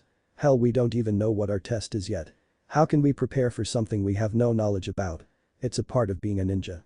Variables can change in an instant and throw months, even years of preparation into the shithole. It's all too troublesome. Shikamaru rolled over and sighed heavily. Then what do we do? Just wait for our ass of a sensei and hope we can do this survival mission that we've been given no prep for. Sasuke asked, annoyed at Shikamaru's lethargic attitude and Naruto's apathetic demeanor. I have an idea, Naruto spoke suddenly, giving the other 2 a bored expression. Kakashi walked lazily toward his charges and could feel the glares from across the field. He waved his hand apologetically before addressing them. Sorry I'm late. You see, a black cat crossed my path and I had to take the long way around. The Jounin rubbed the back of his head and pointed back the way he came. He heard the light coughing and mutterings of liar and yeah right. Ignoring the comments, he pulled an alarm clock from his pack and set it on a tree stump. Right. Well then, let's get this over with. I have an important date tonight and I think I might get lucky. Kakashi grinned with his eye as he felt Sasuke's glare intensify. It's set to go off at noon. Kakashi pointed to the clock. You'll have from now to then to get one of these bells from me. Kakashi pulled out 2 bells and dangled them so the genin could see. Whoever doesn't get a bell will get tied to one of those posts and watch as the winners eat lunch. 3 stomachs growled in protest at the notion, and Kakashi smiled with his eye again. Oh, and whoever doesn't pass will be sent back to the academy. Kakashi decided to remind them what failing really meant. How is that fair? There's only 2 bells. No matter what happens, at least one of us will fail. Sasuke not liking the idea of having to compete with her fellow teammates. That's the point. So at least one of us fails and he doesn't have to train all 3 of us. TCH, this test is way too troublesome. Shikamaru furrowed his brow, trying to think of a way to pass the test without having to fight Naruto or Sasuke. Very perceptive lazy kun, Kakashi teased Shikamaru, the test will begin in 30 seconds. I have one final piece of advice for the three of you, all three genin looked at Kakashi intently, unless you come at me with the intent to kill, you will all fail. Now begin. All three genin went off in separate directions. Kakashi stood still, easily sensing where each genin had gone, not bad for genin at least. They all separated themselves, though well the test did just begin. I'll give them a little more time before I start the fun. Perhaps finishing the next chapter of Come Come Paradise will kill the time, the silver-haired man giggled to himself perversely before sensing the presence of one Naruto Uzumaki. Oh, you're the dead last of your group, right? You sure it's wise to take me on by yourself? Kakashi waved Naruto off as a non-threat. Even if the reports were true and Naruto had killed Mizuki, the blonde still wasn't a match for himself. The difference between a Jounin and Genin was just too far. You shouldn't underestimate an opponent, sensei, Naruto prepared himself. He'd never actually fought a Jounin before, but he'd sure as hell outrun them plenty of times. Besides, Sasuke and Shikamaru were still setting the plan up. That's cute, you think you need to lecture me? Well then here's a lesson for you. Taijutsu, the art of hand-to-hand combat. Let's see how good you are dead last. Kakashi knew he'd hit a soft spot at Naruto's flinch. He then reached for an item from his back pouch and pulled it out, surprising the two hidden genin and Naruto. Naruto just glared at the Jounin. Why did you pull that out? Why? To find out what happens, of course. After all, you're nothing more than a nuisance, and my book is far more entertaining than anything you try to do. Kakashi had begun reading and turning pages, not even looking at Naruto. Annoyed, Naruto charged in. Reaching a foot from plowing into the bored Jounin, Naruto jumped and twisted his body to swing his right leg around, kick Kakashi in the head. Lazily, Kakashi blocked the kick with his free arm, keeping his eyes focused on the page he was reading.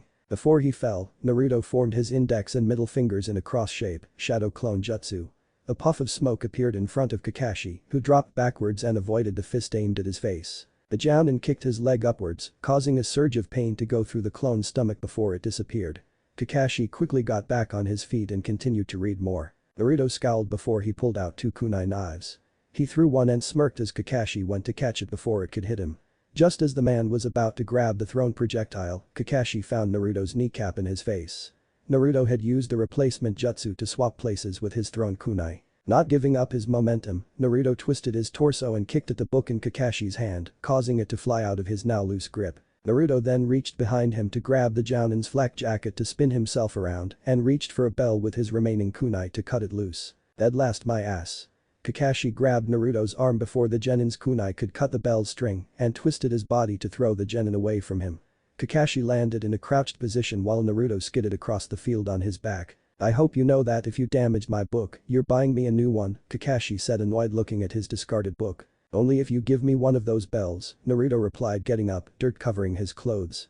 Blood rolled down his elbow and dripped from his hand, a large gash could be seen from where his arm had been dragged against the ground. You're going to have to do better than this to get them from me. Do you honestly believe you can take them from me? I'm a Jounin, and I've been assigned a mission that I refuse to fail, Kakashi said as he bent over to pick his book back up, and I never fail a mission. Before Naruto or the other two genin could comprehend what had happened, Kakashi was crouched behind the blonde, his hands clenched together in the tiger seal. You really shouldn't let your enemy get behind you. Naruto's eyes had widened. He'd been looking right at the guy and he'd just disappeared from view. It wasn't possible. This is way too troublesome. His speed is ridiculous. I really am not sure if this plan is going to work anymore. Geez, he's going to destroy Naruto. Shikamaru began to reform the plan in his head. The tiger seal is used for fire jutsu. This guy isn't toying around. He really plans on sending us back to the academy. Sasuke could only watch as Kakashi attacked. Leaf Village secret jutsu.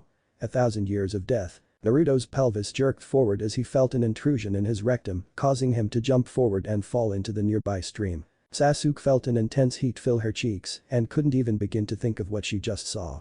He poked Naruto in the ass. Geez, this guy is way too troublesome. Shikamaru could only feel embarrassment for his fellow teammate. And that's all she wrote.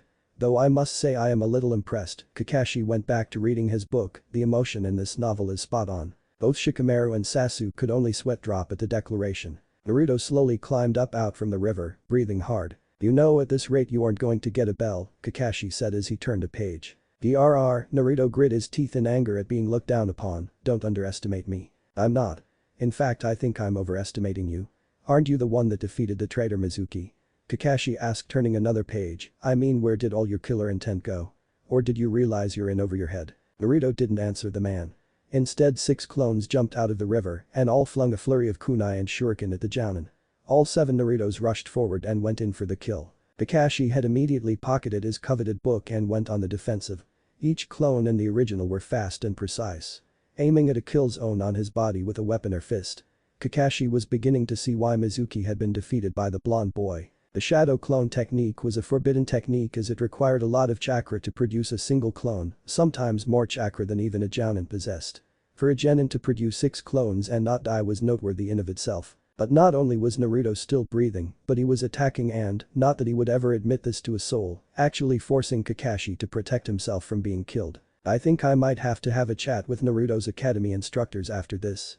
His overall scores aren't matching what he actually can do. Kakashi caught a fist, kunai in hand, that was aimed for his jugular and reversed it on the clone, effectively killing the copy of Naruto. Kakashi smoothly dodged or blocked all of the attacks thrown at him, killing each clone one at a time, until only the original was left. It seems that all of you failed to get your objective. Kakashi jangled the 2 bells in front of his genin team, but I've decided to be generous today and won't send any of you back to the academy. Shikamaru's eyes narrowed at that.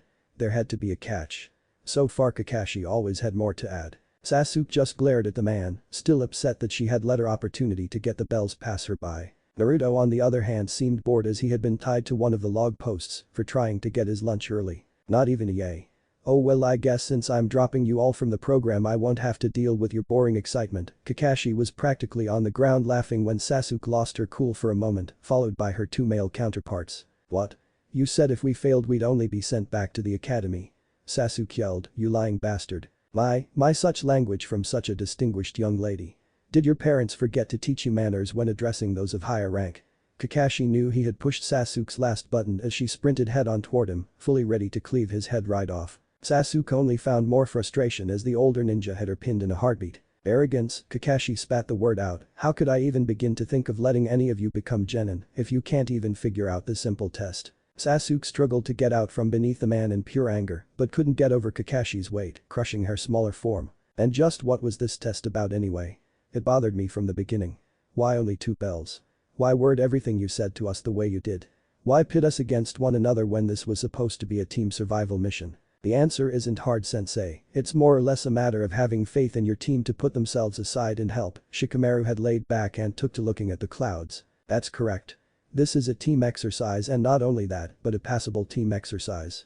All you had to do was come at me together and you might have been able to get the bells from me. Kakashi pushed on Sasuke's arm and dug the kunai she was still holding onto into the back of her neck. You saw Naruto fighting right in front of you and chose only to help when it was a convenience to you. Kakashi then looked at Naruto. Naruto. The boy was looking anywhere but at his sensei. You do everything on your own. Instead of trying to find your teammates and pool your strengths together, you chose to fight alone against an opponent that you couldn't hope to beat on your best of days. And you, Kakashi looked over at the Nara heir, you didn't even try to do anything at all. You had figured at the test and yet gave up before it even began. You want life to be easy and everything to be handed to you on a silver platter.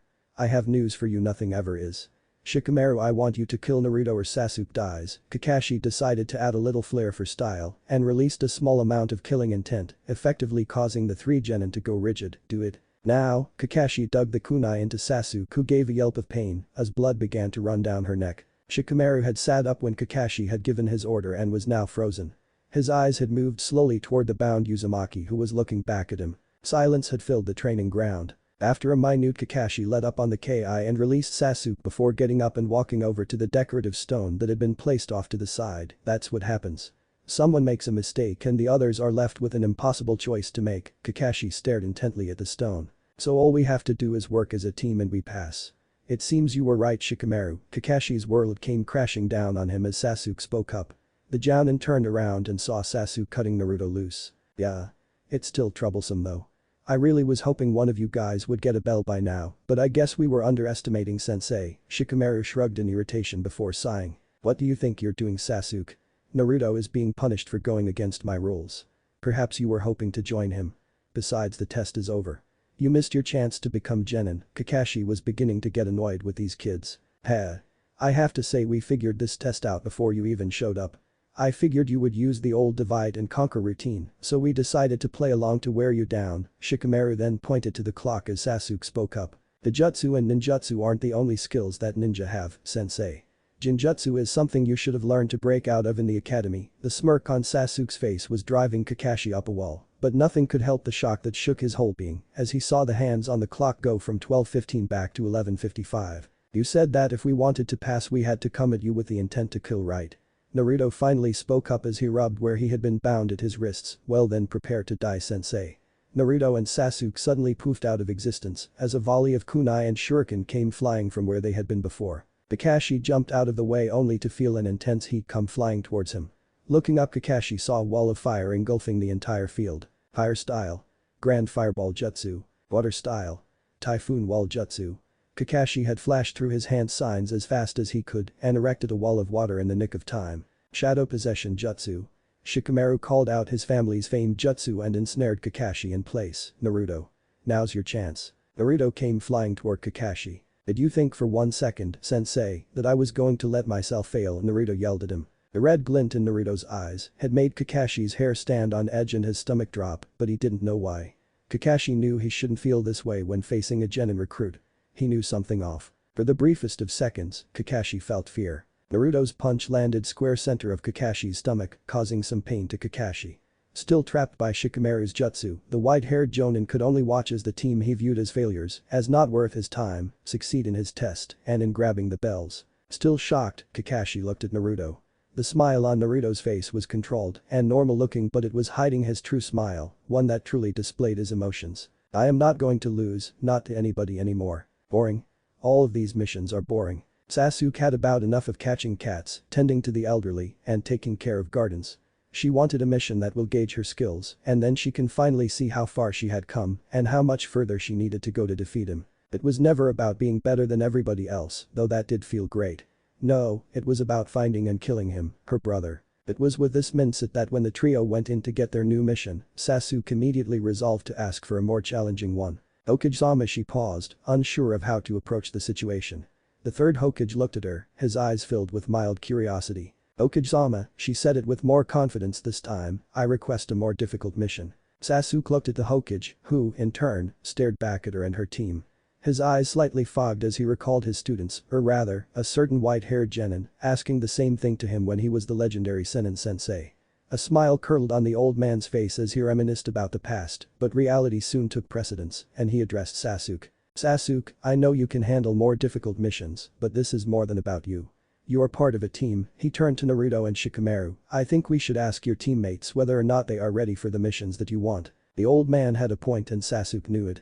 She had been focused completely on herself, and she completely disregarded the fact that the team will get harder missions, not just her. This was no problem to Naruto, however. He had wanted to try out some of the new jutsu he learned from the scroll, and he felt that he was wasting away all of his potential. His bloodlust had been silent, but he ached to battle. He needed to get stronger too. He had a whole village to destroy and villagers to kill, but he wasn't going to do it while the old man was still in office. Naruto, while knowing not the concept of love, felt some respect for the Hokage. Naruto couldn't explain it better than that.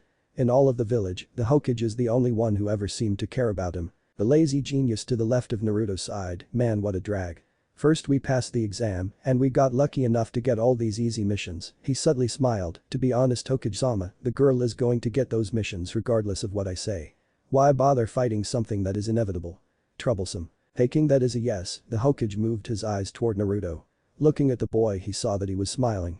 It was unnerving. It wasn't that it was unnerving to see Naruto smile, though that was strange in itself. It was how he was smiling. The smile that was etched for only a second before Hiruzen called Naruto's name was unsettling. He had seen the same smile etched on many faces he would rather forget. Naruto. The calling of his name snapped the boy out of his thoughts and brought him into the reality of the situation. When he fully realized the situation that was in front of him, he nodded, showing his approval of the request. The Hokage kept his eyes on Naruto for brief seconds before picking up the missions list and scanned it for a mission he thought would be appropriate for the trio. Hiruzen noticed that all of the missions that he would have sent the trio on were taken. There was a C-rank mission, but he didn't think that they are ready enough for an escort mission to a foreign land. It seems like there are no missions within your skill sets right now.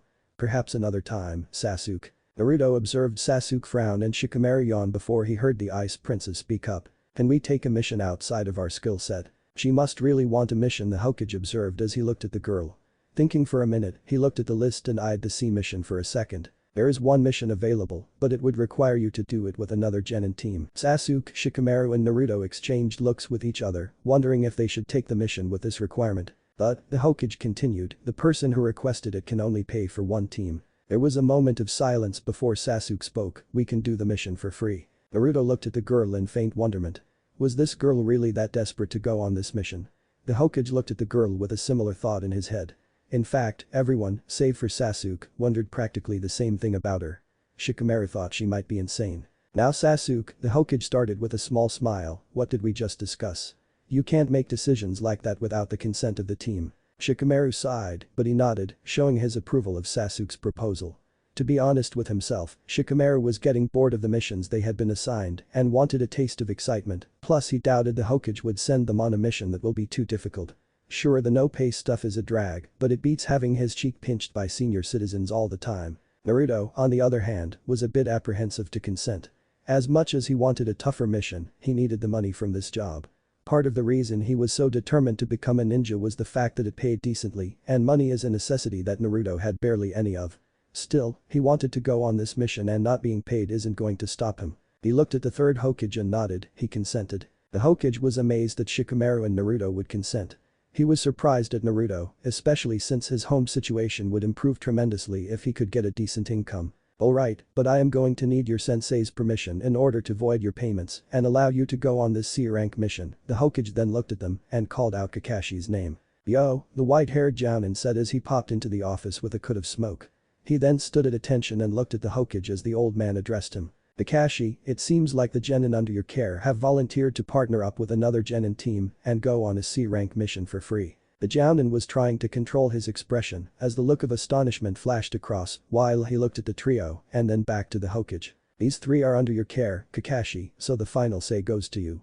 Would you allow these three and you to go on this mission without any payment? Kakashi looked at the three and thought silently before he formed what seemed like a smile on his masked lips.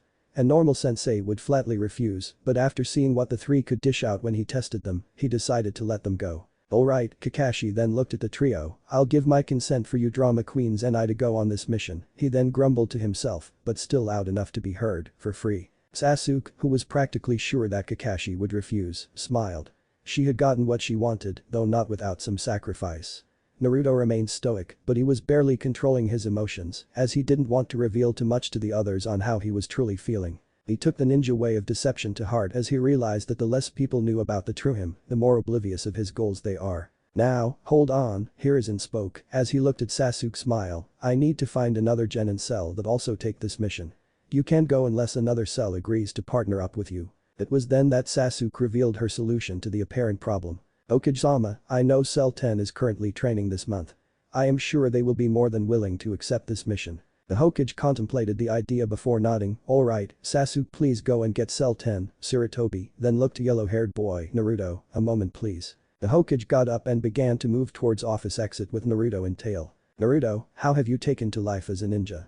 The Hokage asked looking a bit concerned for the boy. The Hokage's eyes flashed a look of sadness as he remembered the circumstances of Naruto's life.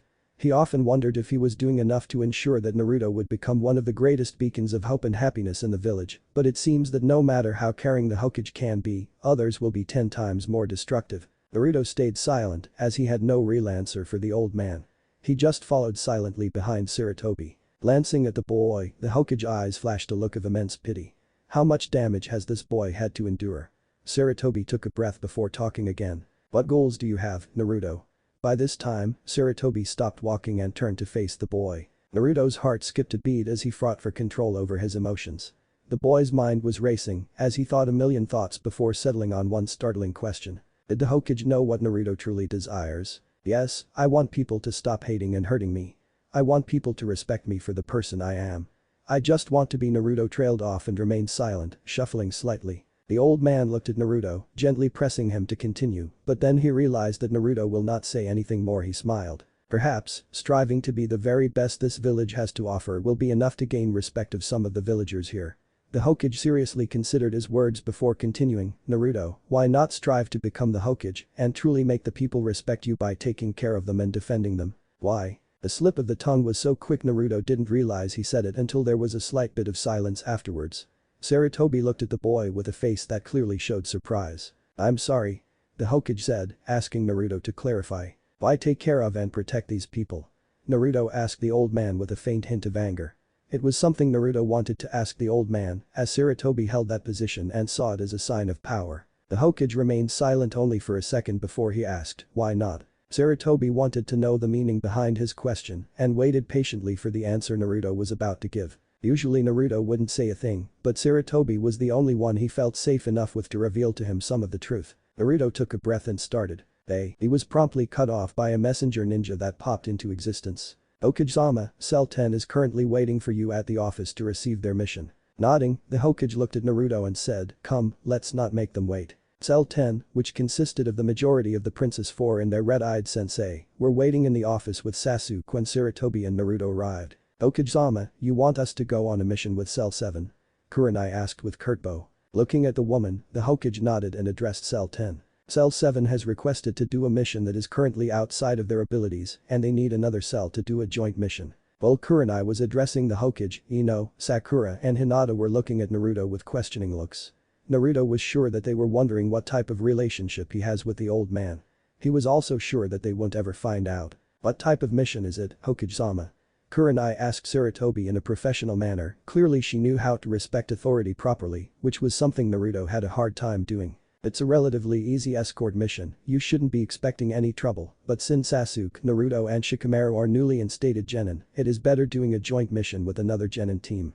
The Hokage answered Kurenai, but everybody heard it. Naruto was a bit disappointed at the fact that the Hokage is going to send them on a mission that fighting is not expected, but Sasuke was clearly disappointed more so as a deep frown etched itself onto her face. Sasuke was about to protest, but a quick look from her three friends persuaded her not to. Who are we escorting, if I may ask? Kurenai asked before scanning around the room for any unfamiliar face. Yeah. Is it a princess, or maybe a prince? Is it a merchant? A movie star? Ino started excitedly, she had expected this mission to be important. Why else would they need two genin teams? Smiling a bit, the Hokage answered while putting a pipe in his mouth, well, let's meet him now. Send in our guest. All eyes were focused on the door of the office and the feelings of anticipation were high. Ah shit, I am so wasted. A slurred voice came from behind the door as a man opened it. What? These kids are supposed to protect me? The mysterious man with dark gray hair said as he took a swig of sake he had in his hand. He then slightly staggered into the room as he eyed everybody. They were doing the same of him and to everyone's, in particular Ino's, disappointment it turned out it was none of the choices that Ino wanted. Azuna, the bridge builder, eyed everybody closely. Even when he was drunk, he was a good judge of character and of skill, and he plainly didn't see any in the children that were in front of him. This is what my money is good for. Paying kids to do a man's job. He said before he laid eyes on Kakashi who was quietly reading Icha Paradise in Peace. At least tell me you have him on the payroll. He said to the Hokage pointing to the masked ninja. I'm Sasuke, the black-haired girl said as she bravely chose to address the disheveled and slightly annoying man. I'm Sakura, following suit, introduced herself. I'm Ino, the blonde did the same. Hinata, the Hyuga heiress said shyly as her eyes were still looking in the direction of the blonde-haired boy. Naruto answered, as calm and collected as he could be. Shikamaru, the lazy genius told the man. Yeah? Tazuna said looking at the group of 6, and I am drunk and disappointed, he then turned to Kakashi. How much do I owe you? Kakashi then shook his head and pointed at Kurenai while saying, it's her you should be paying, I am offering my team's services for free. Azuna then eyed Kurenai for a minute before smiling. Well, here you go, babe, he handed her the money he owed for the mission and then turned to the 6 genin that were looking at him. I'll give you 2 hours to prepare before I head out. Get your gear and eat your mommy's home-cooked dinner and get your asses to the gate by then. Azuna then opened the door and left the room in a stunned silence. Naruto finished his 3rd bowl of miso ramen at Ichiraku's before he even thought about the mission.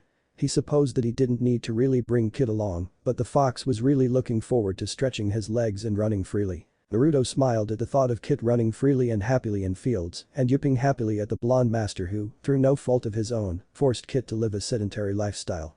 A fox shouldn't be constrained to an apartment room. Give me another bowl please, Naruto asked AM as he reached out for the money to pay for the day. Naruto, you know that you don't have to pay. Your money is spread thin as it is, with paying for your ninja gear and other stuff. My father would kill me if he knew that I was accepting your money. AM said, putting the bowl down in front of Naruto before waving away the money he held in front of her. Naruto shook his head and dropped the money right on the counter before beginning to eat his 4th bowl today. Truth be told, Naruto didn't want to be treated like a charity case, it always made him feel like he had to pay the person back for treating him nicely. Feeling good after the ramen, Naruto got up to leave, but AM stopped him and put another bowl in front of him. I heard you finally got an escort mission, Naruto. Here, have a fifth bowl on the house. Naruto had a slightly suspicious thought that she had poisoned the bowl, but then he remembered that AM and her father had been nice to him ever since they saw him in an alleyway nearly starving to death from the time he tried to live on the streets. Though he was smart enough to know that he couldn't trust the two, as they only are nice to him out of pity and not goodwill, he couldn't help but think that without them, he might have run away from the village and got himself killed already, but that wouldn't really be a bad thing for Naruto, who had tried to kill himself multiple times and failed. Never refusing a meal, Naruto sat back down and began to chow down, while AM watched the boy. To her, he was kind of like the brother she never had. He helped her master the art of making ramen by being her ever-willing taste tester. Remembering him eating everything she put in front of him put a disturbing thought into her head. How much had Naruto been starved to eat everything that was put in front of him like that? It seemed unreal that the villagers would treat the boy with the coldness that they dole out to him. Every time Naruto would come to eat here, the people would immediately leave, sometimes even leaving the bowls of steamy ramen on the counter. It was no secret what Naruto was claimed to be. Regardless of the law that the third Hokage passed, the rumors still spread and it even reached her ears. She was not ignorant of the fact that he was the nine-tailed fox. Yet, this didn't make her hate Naruto, but pity him more because she knew that Naruto didn't know why the villagers hated him and didn't know why he had no parents. The sound of the ramen bowl hitting the counter woke AM out of her thoughts as she saw a satisfied look on Naruto's face. She smiled, it was a rarity to see any positive emotion on that boy's face, and it was really good for her to know that he liked her cooking. Hey, Naruto, AM began, trying to get Naruto's attention, be careful, okay? I don't want to lose my favorite customer. Naruto looked at her strangely before slowly nodding. He didn't really understand what he had to be careful about, seeing as it is just an escort mission, but he knew that she wanted him to agree and say that he will. Naruto wasn't that much of a cold and heartless bastard that he would ignore her request. After the exchange between the two, Naruto left to go to his apartment. He needed to get ready for the mission, regardless of how easy it will be. The Hyuga heiress was nervous and pleasantly happy when she found out she was going to go on a mission with her crush. True, she had never gotten the guts to confess to him or even to talk to him comprehensively, but nevertheless, she couldn't control the feeling of butterflies in her stomach. She had 2 hours to prepare for any possible situation that she might get into with him and she didn't know what exactly to take. Her frantic thoughts were dispelled when the door to her room slid open and Hiashi stepped into the room. Hinata, you wanted to speak to me? Hinata looked at her father and answered timidly as she was afraid of how this discussion might go. Yes, Otu-san. I just received a C-rank mission. I'll be leaving in 2 hours. When are you expected to come back? Hinata fiddled with her fingers, trying to form the right sequence of words, about 2 weeks. Hiyashi's eyes filled with disgust at his daughter's meekness and his voice became cold. Do not humiliate the clan. You may not be a proper Hyuga, but even a failure such as you should be able to complete a C-rank mission. With that stinging statement, the head of the Hyuga clan departed from her room, leaving a saddened Hinata sitting there, contemplating how much of a disappointment she is to her father. She always strived to impress him, to get him to respect her as a future leader of the clan, but no matter how hard she tried, her frail frame and timid attitude failed to find acceptance in his eyes. In a weird way, she envied the boy she had a crush on because she often wondered what it would be like to not have parents that treated her like dirt. Sometimes she would pray to whatever deity or spiritual being out there to get rid of her father and give her the resolve she needed to face the boy she had fantasized about ever since he saved her from several bullies when they were children. Hinata knew better than to think that someday that wish would become a reality purely out of magic. In times of great sadness, Hinata would often wonder what Naruto would do. She saw the two as kindred spirits, both thought of as failures. Both hated by the people they strived to impress. To be honest with herself, it was one of the reasons she was attracted to him, he was like her. Every time he would face hardships, she liked to be there and see him overcome whatever came his way. She often dreamed of doing the same herself and being by his side the next time he needed to overcome something that came in his way. She saw this mission as a mere stepping stone to close the gap between the boy she loved and herself. It was more than just a C-rank mission, it was a mission of proving herself to Naruto as well as to herself. With that thought in mind, she resolved for what seems like the 1000th time to be braver and more bold than she currently was. She knew that it might be a useless endeavor, but she had the very naive hope that, with love, everything was possible. Naruto was packed and ready early. He didn't own much, and he had no real attachment to anything he owned. He could do without his frog wallet that AM and her dad gave her, as well as the tattered comic books he managed to fish out of the trash. It was happily yipping while Naruto began to leave the apartment room. If there was anything Naruto really loved, it was the fox. He could let the world burn without batting an eyelash, but if the fox left him or had gotten hurt, he would rip the person who did it anew, as well as holes in other places. You ready to go? Naruto asked the black pup as he fished out his keys from his pocket and locked the door behind the animal. Kid yipped at him with impatience as he rushed towards the street in the direction of the main gate of the village. Hey, slow down. Naruto yelled at the black blur as he ran after his pet. Panting, Naruto finally caught up with the fox at the gate and he saw that Sasuke, Hinata, Ino, Sakura and Kurenai were waiting for him and the rest of the members of the mission. He also noticed that the drunk Tazuna had yet to show up. So he tells us to be here in 2 hours and he is late. I wonder if him and Kakashi-sensei are related. It was sitting right next to the group, happily enjoying all of the attention he was getting from the girls. Noticing his master walking towards him, he rushed towards Naruto and yipped excitedly. Naruto, is this fox yours? Ino questioned, almost in disbelief. Kurenai and Sakura shared the same sentiment as Ino. Naruto shot her a dark glance before replying in a cold voice. Yeah, he is, what's it to you? Ino shrugged and left it alone, seeing as Naruto clearly didn't want to talk about it to her. It was weird to see anything get excited over Naruto. Her parents always told her to stay away from the kid as he is a bad influence, although her parents never exactly explained why he was a bad influence. Shikamaru arrived to break the awkward standoff between Naruto and Ino as he yawned and sat down on the ground. He decided to nap, knowing full well that Kakashi was going to be extremely late. After a few more minutes of waiting, Tazuna arrived. Well, it seems like everybody but the white-haired guy is here. Let's go, Tazuna then started on his way out of the village before Kurenai stopped him. We should wait for Kakashi. Tazuna looked at Kurenai and opened his mouth to talk. Look babe, if you ninja folk are as fast you claim, it should be no problem to catch up to us, right? After all, I am an old man being guarded by a bunch of snot-nosed brats who think they are tough shit because they have a headband and a woman with red eyes. Kurenai's fist clenched at the comment, but she remained silent. Her jawline was stiff as she glared at Tazuna with a deep loathing. Look, babe. I am the client and I hired you to escort me to my destination. I want to move, and when I want to move, you better move with me, Tazuna growled before he started walking again. Kurenai looked at the 3 girls that made up Cell 10 and devised a plan. Girls, we'll be following in the tree line, while Cell 7 guards Tazuna-san directly. If anything happens we'll have the element of surprise on our side. She hardly expected any danger, but this mission provided good stealth training for the Genins, and she was not going to pass up a learning opportunity because of the lack of danger. 2 minutes into the walk, Kakashi met up with them. Kakashi, Kurenai said as he showed up, why were you late? Looking up where Kurenai was masterfully hidden in the trees, Kakashi smiled. You know the path of life better than I do, Kurenai. Sometimes it leads you astray for hours on end. Naruto was getting bored. The Hokage was right when he said this would be a relatively easy mission, as there was no fighting at all.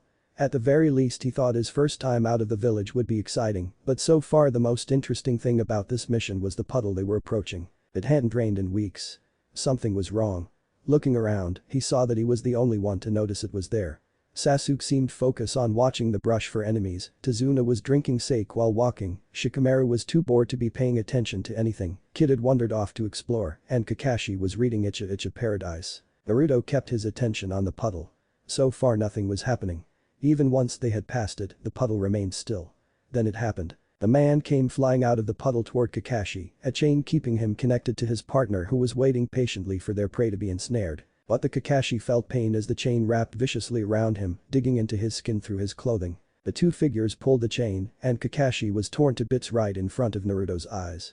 Before anybody could react, the 2 figures appeared behind Naruto and swiped at him with their poisoned claws, wounding him right above the forearm. Before they could get any more strikes in, a shuriken whizzed right past Naruto's face and caught the chain, pinning it to a tree. Sasuke then threw a kunai to secure the chain before moving in to attack. Releasing the chain that connected them, the 2 split up. One continued to engage Naruto and Sasuke, while the other streamlined for Tazuna, who was now being guarded by Shikamaru and the full team of Cell 10, Shadow Possession Jutsu. Shikamaru's shadow extended out and caught the assailant in his tracks. The hell? The assailant tried to move but could do nothing as a flurry of shuriken and kunai from the female genin flew at him. The projectiles embedded themselves throughout his body, blood streamed from his wounds, his body falling slack as Shikamaru released his jutsu. Naruto and Sasuke both dodged attack after attack from the older ninja using kunai to block his poison gauntlet. Sasuke tried to spin out of the way of another attack, but felt an immense pain thunder through her back and knew she'd been struck. Gritting her teeth she continued her spin and jammed her kunai into the enemies should Blade E let out his own yell of pain. Naruto, seeing an opening at last, moved in for the kill. Before Naruto could counter anything or even attack, the other nin was clotheslined by Kakashi, whom had miraculously come back from the dead. Feeling an immense pain in his forearm, Naruto noticed that Sakura, Ino, and the rest were tending to Sasuke's wounds. No one even thought to tend to Naruto's poisoned injury as well. Sasuke has been poisoned, quickly disinfect her wound and feed her the anti-poison pills. While everyone was busy tending to the black-haired princess, Kakashi looked at both of the attackers. These men are Chunin, this shouldn't be a C-rank mission. Kakashi said before looking at Naruto. You okay? The masked ninja said with mild concern as he remembered that the blonde was also poisoned. The girls looked at Naruto, whom they had completely forgotten, and stared as he stabbed the wound with a kunai while looking over to them with the coldest stare they had ever seen. Naruto bled out the poison while keeping his glare completely focused on the girls. I'm fucking fine, sensei. Kakashi looked at Tazuna with an intense stare as he addressed him. So, are you going to tell us what this mission is really about, or are we going to have to abandon you? Kakashi, what the hell? Why didn't you step in sooner? They aren't ready for something like this. Kurenai was beyond displeased that her girls had taken a life on their first mission outside the village. She feared that something like this might hurt the girls' mental state. Unlike the others' villages, Konoha doesn't try to make them into mindless murderers, but to be soldiers with heart that kill when necessary, but not needlessly. I didn't see you stepping in, Kurenai, Kakashi said, chuckling slightly, but maintaining his glance at Tazuna, showing he had no real regard for her opinion. Now, Kakashi suddenly turned serious, are you going to answer me? I'd hate for you to have to fight the next assassin on your own. Once they find out these two have failed, they will send a stronger one to finish the job, and seeing as two of my students are injured, who are risking their lives for free by the way, you better have a good answer. Tazuna was sweating bullets, his nervous glances darting around the area, stalling for an excuse. Taking it deep, he started to talk. Please, you have to help me. Thousands of lives depend on me. That's not the answer I was looking for, and you don't want me to find out from the assassin, do you? Kakashi's voice was gruff. Trying to scare Tazuna into giving him the information he wanted, he reached into his pack slowly. Tazuna's eyes followed his hand closely before he finally cracked. Alright, Tazuna began, I'll tell you, but I can't do it right now. This isn't the best place to discuss such things. Can you wait for just a bit longer until we get closer to the wave? With a smile on his masked face, Kakashi pulled out his favorite read, Icha Paradise, and he began to flip to the page he left off at.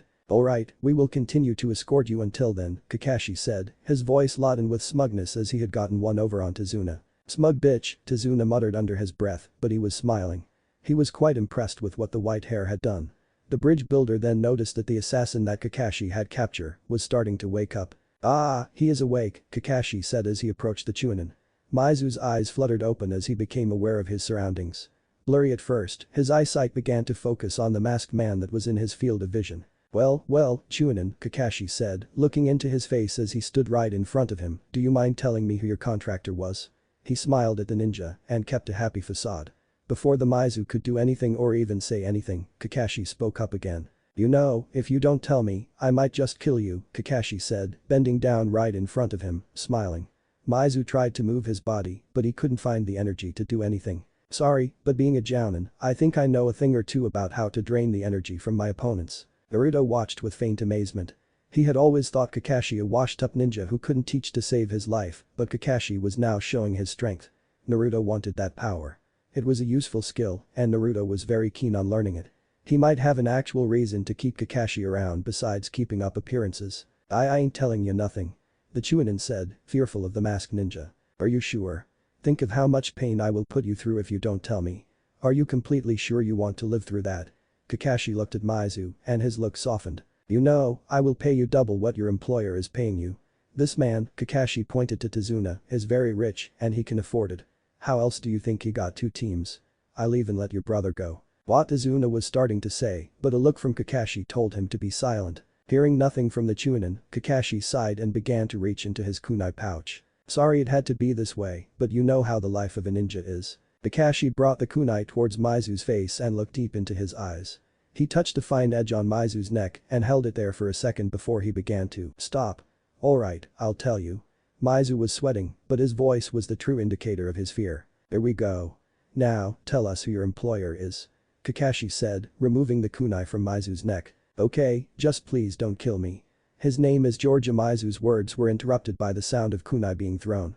Mizu went limp as the kunai hit his neck and he slumped onto the ground. For what seemed like minutes, there was no movement, only the stunned faces of the genin that had observed the event. Sasuke got into a defensive stance, her eyes focused towards the direction of where the kunai was thrown. Whoever is gone, Kakashi said as he looked up from the body, probably killed this one to ensure that we would remain in the dark as much as possible. Kakashi walked over to the other dead brother and examined him closely. He then proceeded to search the body for anything that might help with finding out more about who they worked with. Kakashi's eyes remained on the body as he addressed the girls. Congratulations, you just killed somebody. The silence after the statement was dense. Ino, Sakura and Hinata couldn't believe that they had just taken a life. They stood in stunned silence while Kakashi was looking at them. But, Ino began, stuttering nervously as she stared at the corpse of the Chunin. We couldn't oh my gee we didn't mean to. This isn't a game. This is life or death. He isn't going to get back up just because you feel bad. You'll have to live with the fact that you ended a life. His hopes and dreams are over because of you. And you'll be expected to do it again and again in name of country of village. You wanted to be ninja and this is being ninja. Killing and being killed. That's what you wanted to be. Killers. Kakashi.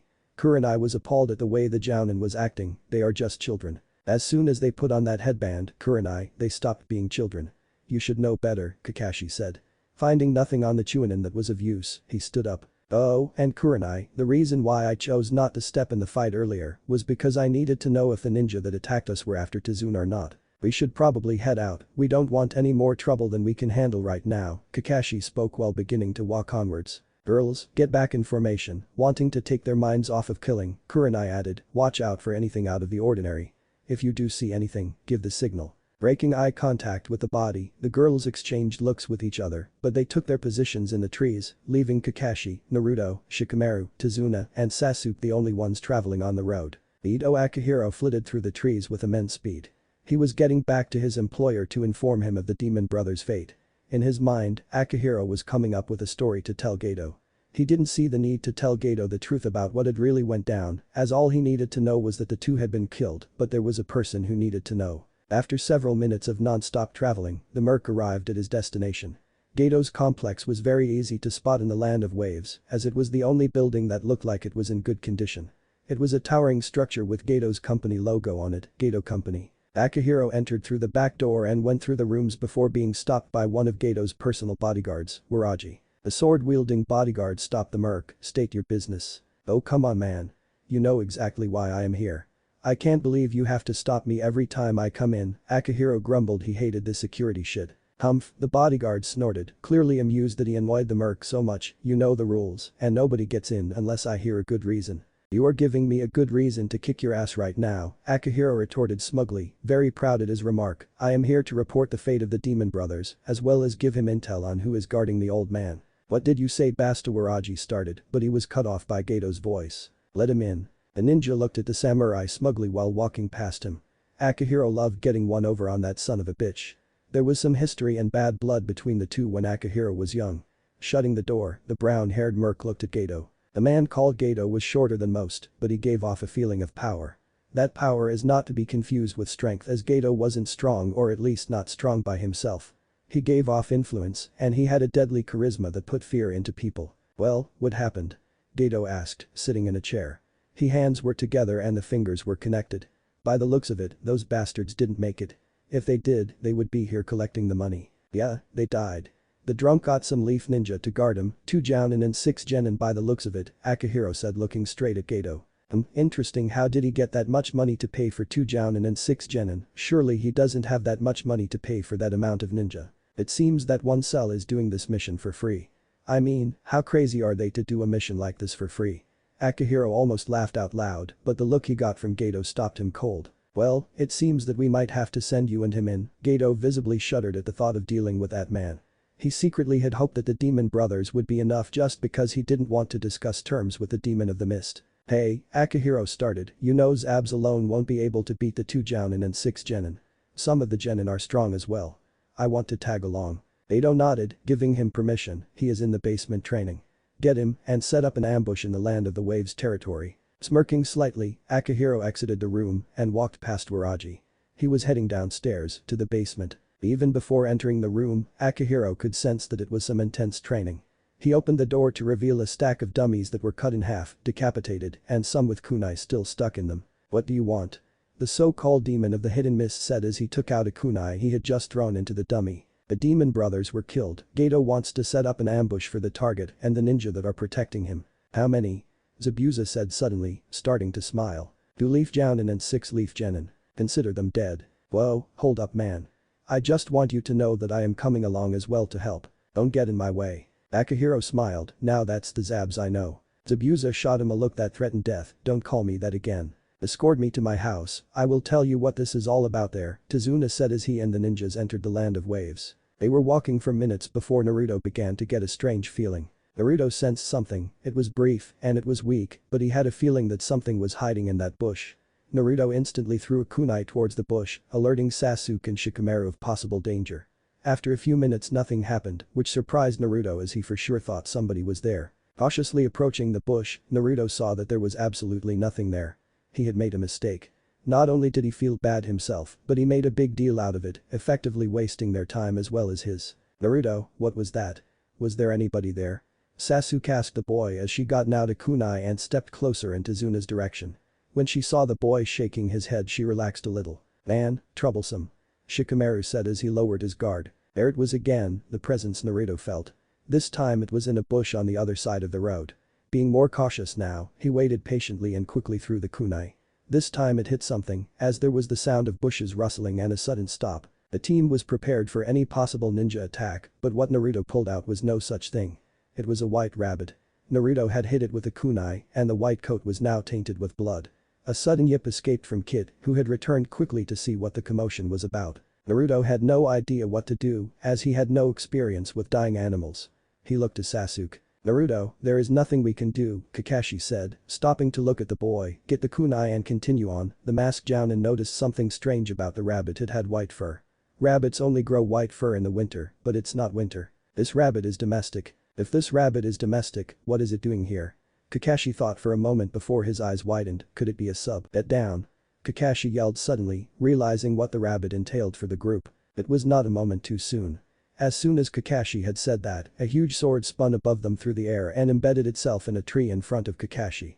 Good reflexes, but that is to be expected when you are facing one of the best ninja of the leaf, Kakashi of the Sharingan. Sharingan. The 3 genin thought. Sasuke looked at Kakashi with suspicious eyes. Only a select few of the Uchiha clan possessed that bloodline. Could he be the raven-haired princess thought, her eyes still focused on her sensei. A figure appeared, standing on the hilt of the huge sword. The figure was of one Zabuza Mamachi. His back was facing the team and he was looking over his shoulder at Kakashi. Kakashi tensed, he knew this man. Zabuza was the monster of the hidden mist.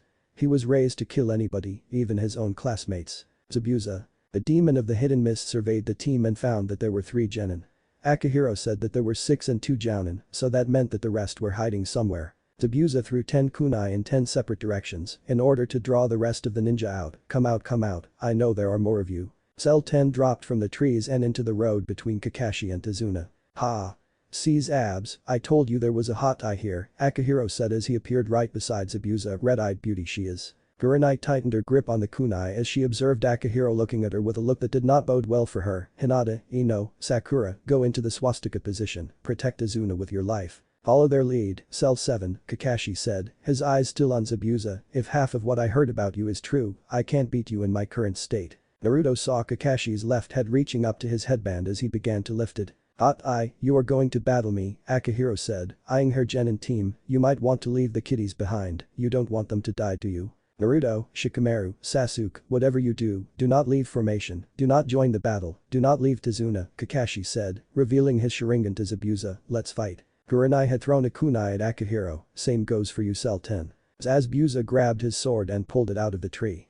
The demon of the mist then landed on top of the water and began to do a hand sign. Kakashi observed the action, his Sharingan focused on the movements of the hand, analyzing the movements. Hidden mist jutsu. Suddenly a mist enveloped the leaf ninja and soon they began to lose their sense of location. Kurenai charged Akihiro, relying on her chakra sensing to locate his position through the dense mist. With her kunai in hand, prepared for an attack. Suddenly, the mist cleared and she was in a different location. You like it? I thought it would be better to split you from the group, that way we can have some real fun, Akihiro said, appearing right in front of her. Water kunai replication, the ninja opposing Kurenai said, giving the appropriate hand signs. 10 kunai appeared in his hand as he smiled. I ain't sure what you leave folks do to prepare for the life of a ninja. Akihiro suddenly threw the kunai at the woman, but my village put me through hell to train me to become a deadly killer. The 10 kunai went straight for the jounin, who had prepared her hand signs as soon as she saw them. Right as they were about to hit, Kurenai replaced herself with a log and hit herself on a tree branch. Illusion clone jutsu, the Jinjutsu master declared, sending in a clone into the battle while she maneuvered in the trees to get into a good position.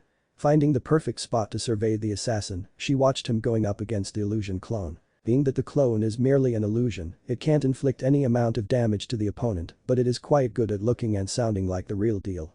The clone was dodging all that Akihiro could deal out. Come on. Fight, won't you? Akihiro said, I am tired of you dodging. Kurenai smiled as she prepared the kunai.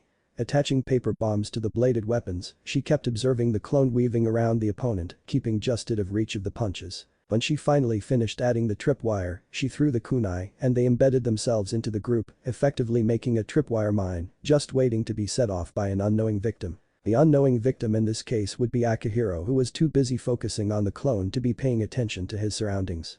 He was getting frustrated that he couldn't hit her and that she wouldn't fight back. He kept throwing those punches. First he tried to give an uppercut, but the clone dodged with grace and kept out of his reach. This bitch, Akihiro thought as he was continuously giving his barrage of punches, some that seemed to simply phase through her as she was too fast to be caught.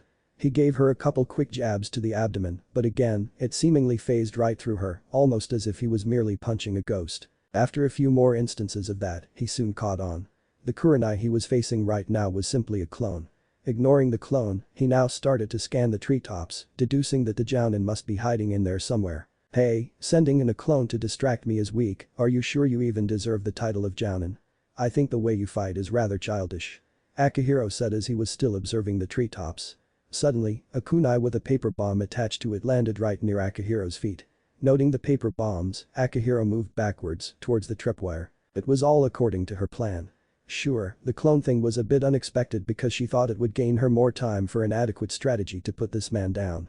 Seeing that time dissipate as the assassin saw through her clone, she threw the kunai in order to draw him towards the tripwire to seal his fate. She waited patiently as Akihiro's left foot caught the wire and broke it, setting off the paper bombs. The explosion left nothing but a burned patch of grass.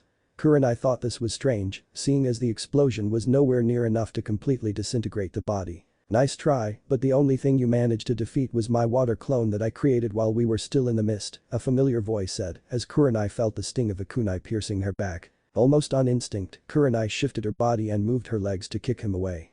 The action succeeded as Akihiro flung back, stunned that the jounin pulled off an attack when injured. A smile appeared on Akihiro's face nonetheless, seeing as he had stabbed her with a kunai coated with a special poison that slowly depleted chakra. Without proper treatment, she would be dead in 12 hours. That didn't stop Kurenai from throwing her last couple kunai at the assassin. Immediately after throwing the kunai, she began to perform a series of hand signs. Ninjutsu. Trees of a million sufferings. Akihiro felt trees suddenly envelope him as his eyes lingered on Kurenai's smug expression. As soon as he felt it, he knew it was over for him. The tree branches turned into spears as they impaled Akihiro in various places. He felt like his body was constantly being stripped of skin as twigs, stubs and full-size branches pierced his body. Akihiro wanted to scream, but a branch had shoved itself in his mouth and burst through the back of his throat. He remained completely silent while the illusion master approached him. Kurenai picked up a discarded kunai and approached the victim of her Jinjutsu. He was completely rigid, his mouth hanging open to sound out a silent scream.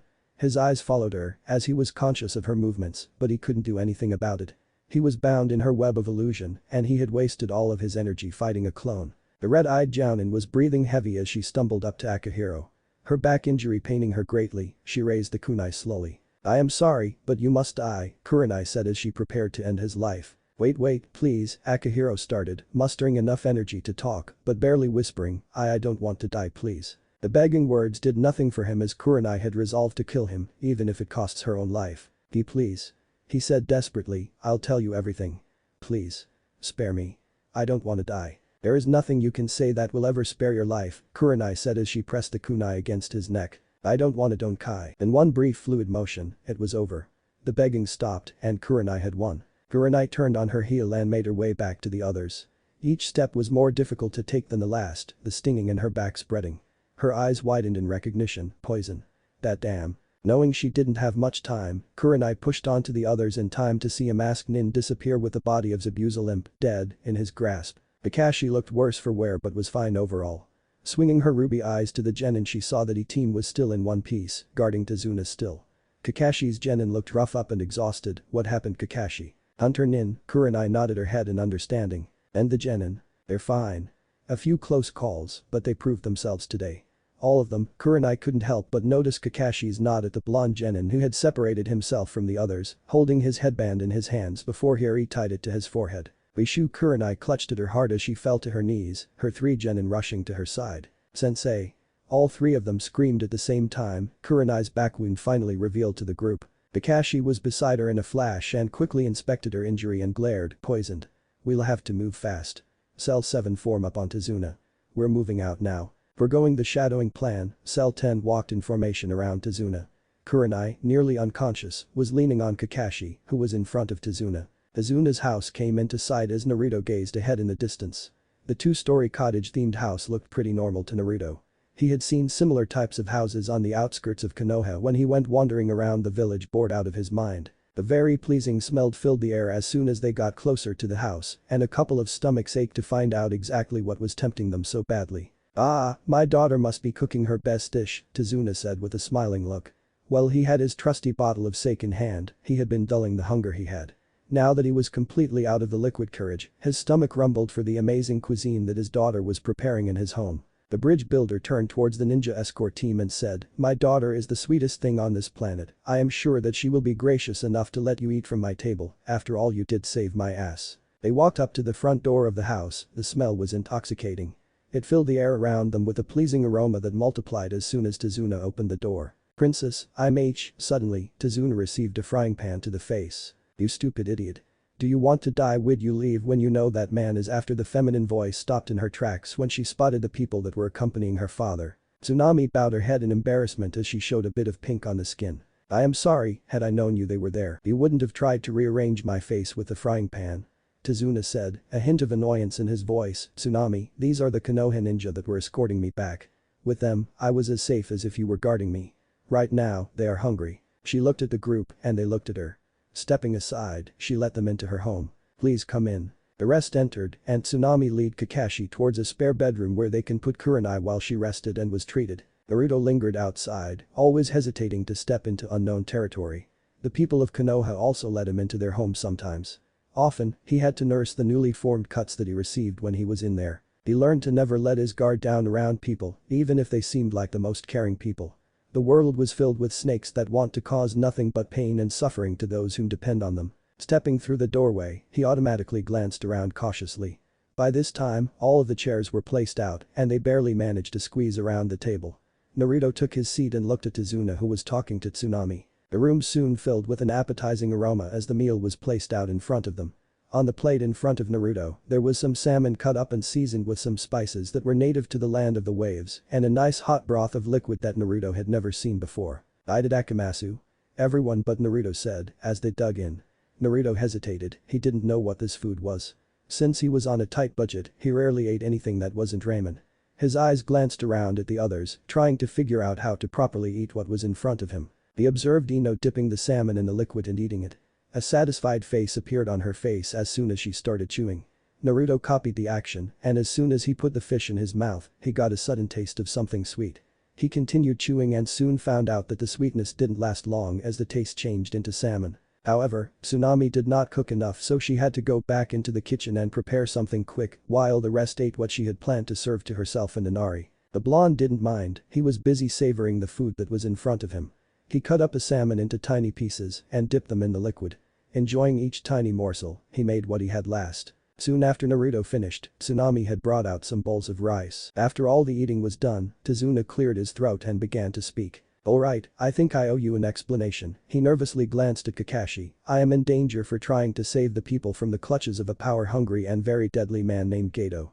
He runs a shipping company, but his business is a front for all of the illegal cargo he ships to organizations everywhere. Because the wave is such a small and isolated island, he set his eyes on taking it and within a matter of months he completely decimated the country's economy." Tazuna was looking at the faces of the ninja while he told them the story of how Gato was sucking the life out of the country and using threats and dead bodies to get work for free. Sakura, Hinata and Ino shared a look of horror. "Why is he after your life?" Kakashi questioned, his look focused on the old man. Izuna took a deep breath and replied, I am currently building a bridge that will connect us to the Fire Nation. If that bridge is complete, we will have absolutely no need for Gato or his company. I am in charge of the project and if I get killed, I fear that the men that are helping me will lose their will to do so. Please, you have to protect me for just a bit longer until I can complete the bridge. It is nearly done, but I am not sure it will be complete without me. It won't do you any good. He will kill you just like he killed Dad. A young boy was standing in the kitchen doorway, tears starting to form. Inari Izuna said as he looked at the boy. His eyes saddened at what he said. Please grandpa, don't go against that man. Please I don't want to lose you like I lost my dad. He tried to go against him and he died. Oh, Inari I can't give up. Besides, I won't die.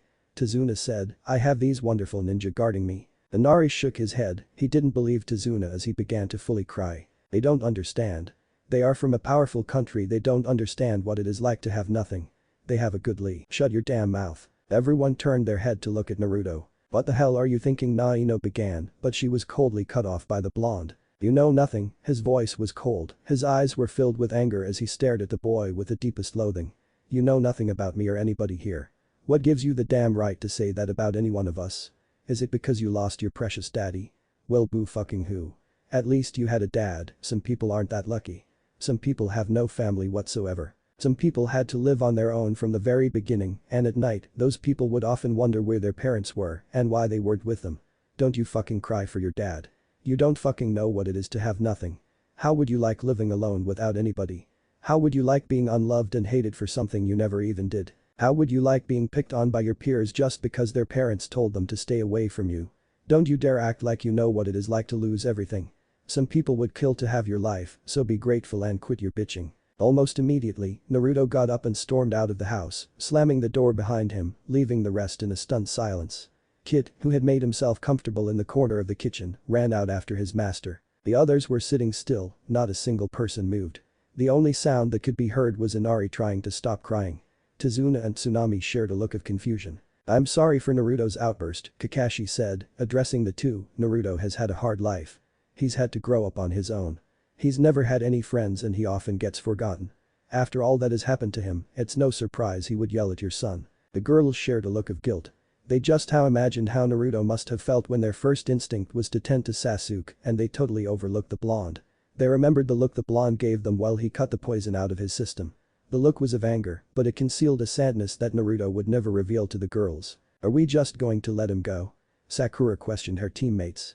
She only got weak looks from the two. Sasuke was bowing her head, both hands were balled into fists as she replayed Naruto's outburst in her head over and over again.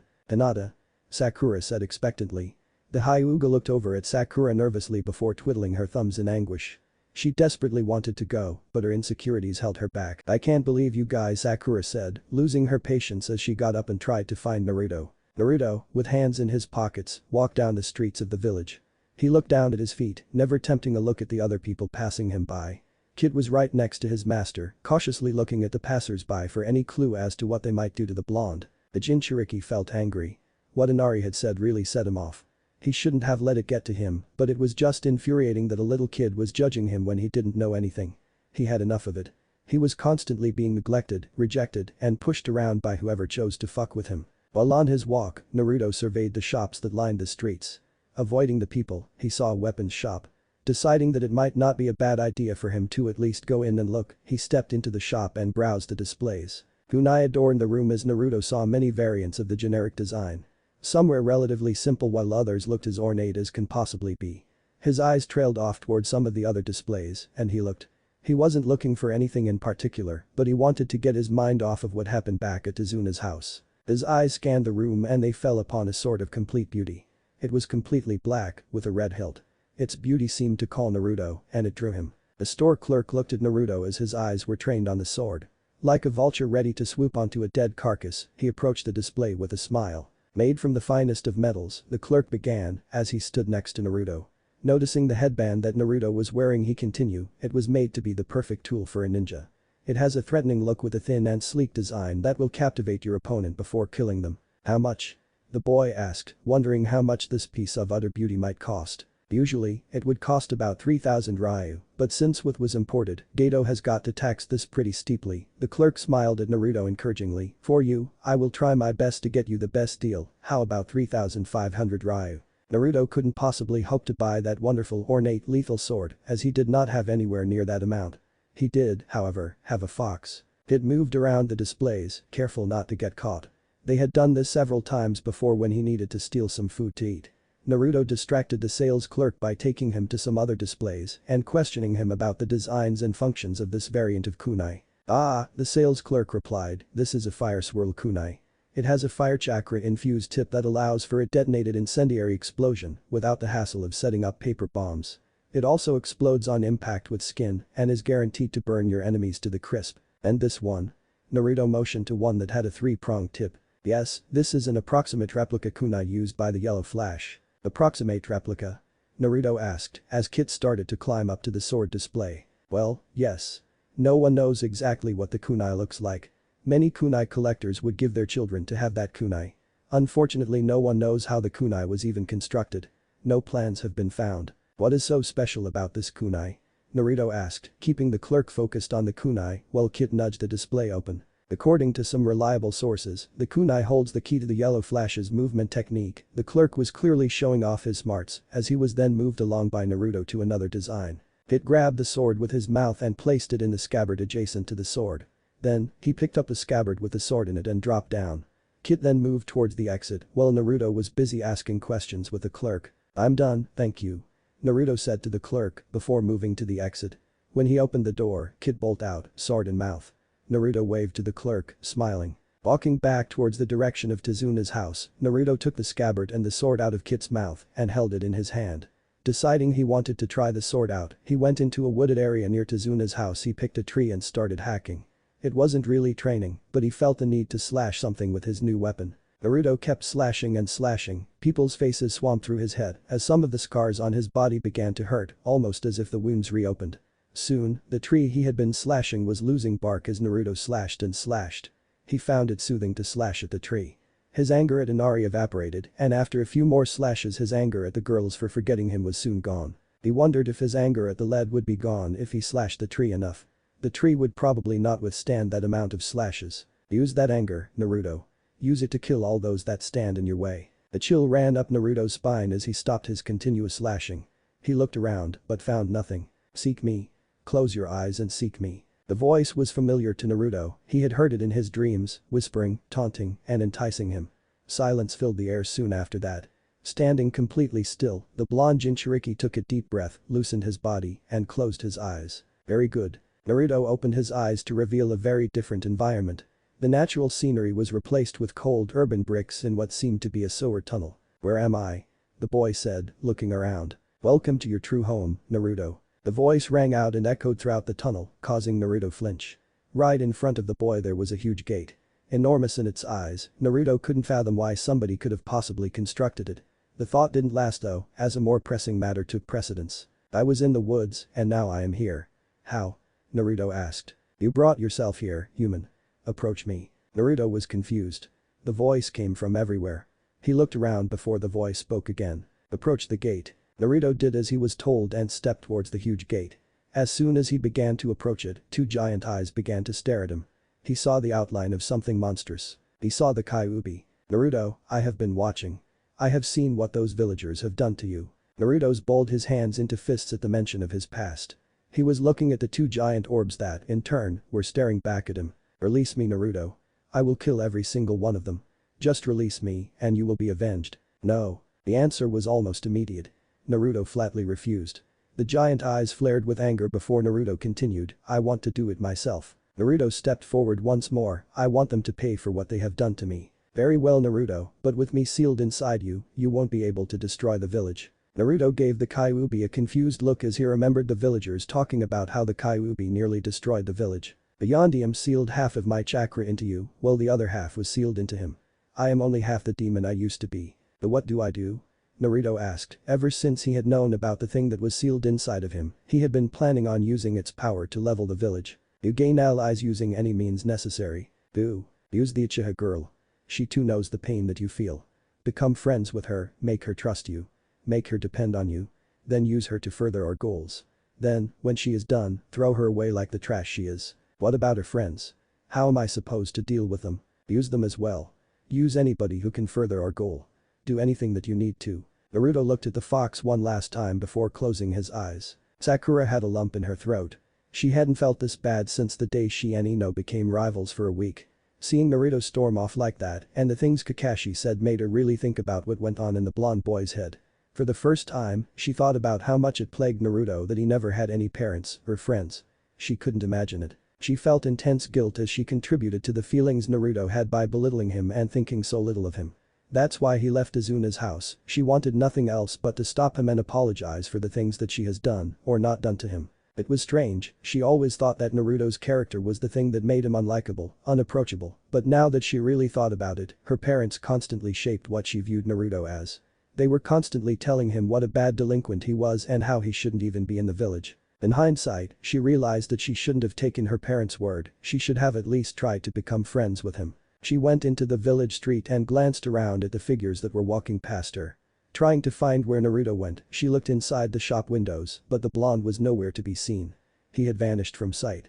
She went into some shops, thinking he might be in the back looking at something, but she didn't find him. She entered into the weapons shop, thinking that Naruto might be looking at some tools, and saw that the sales clerk was frantic. He was pacing and muttering, stopping to only look at the girl before continuing.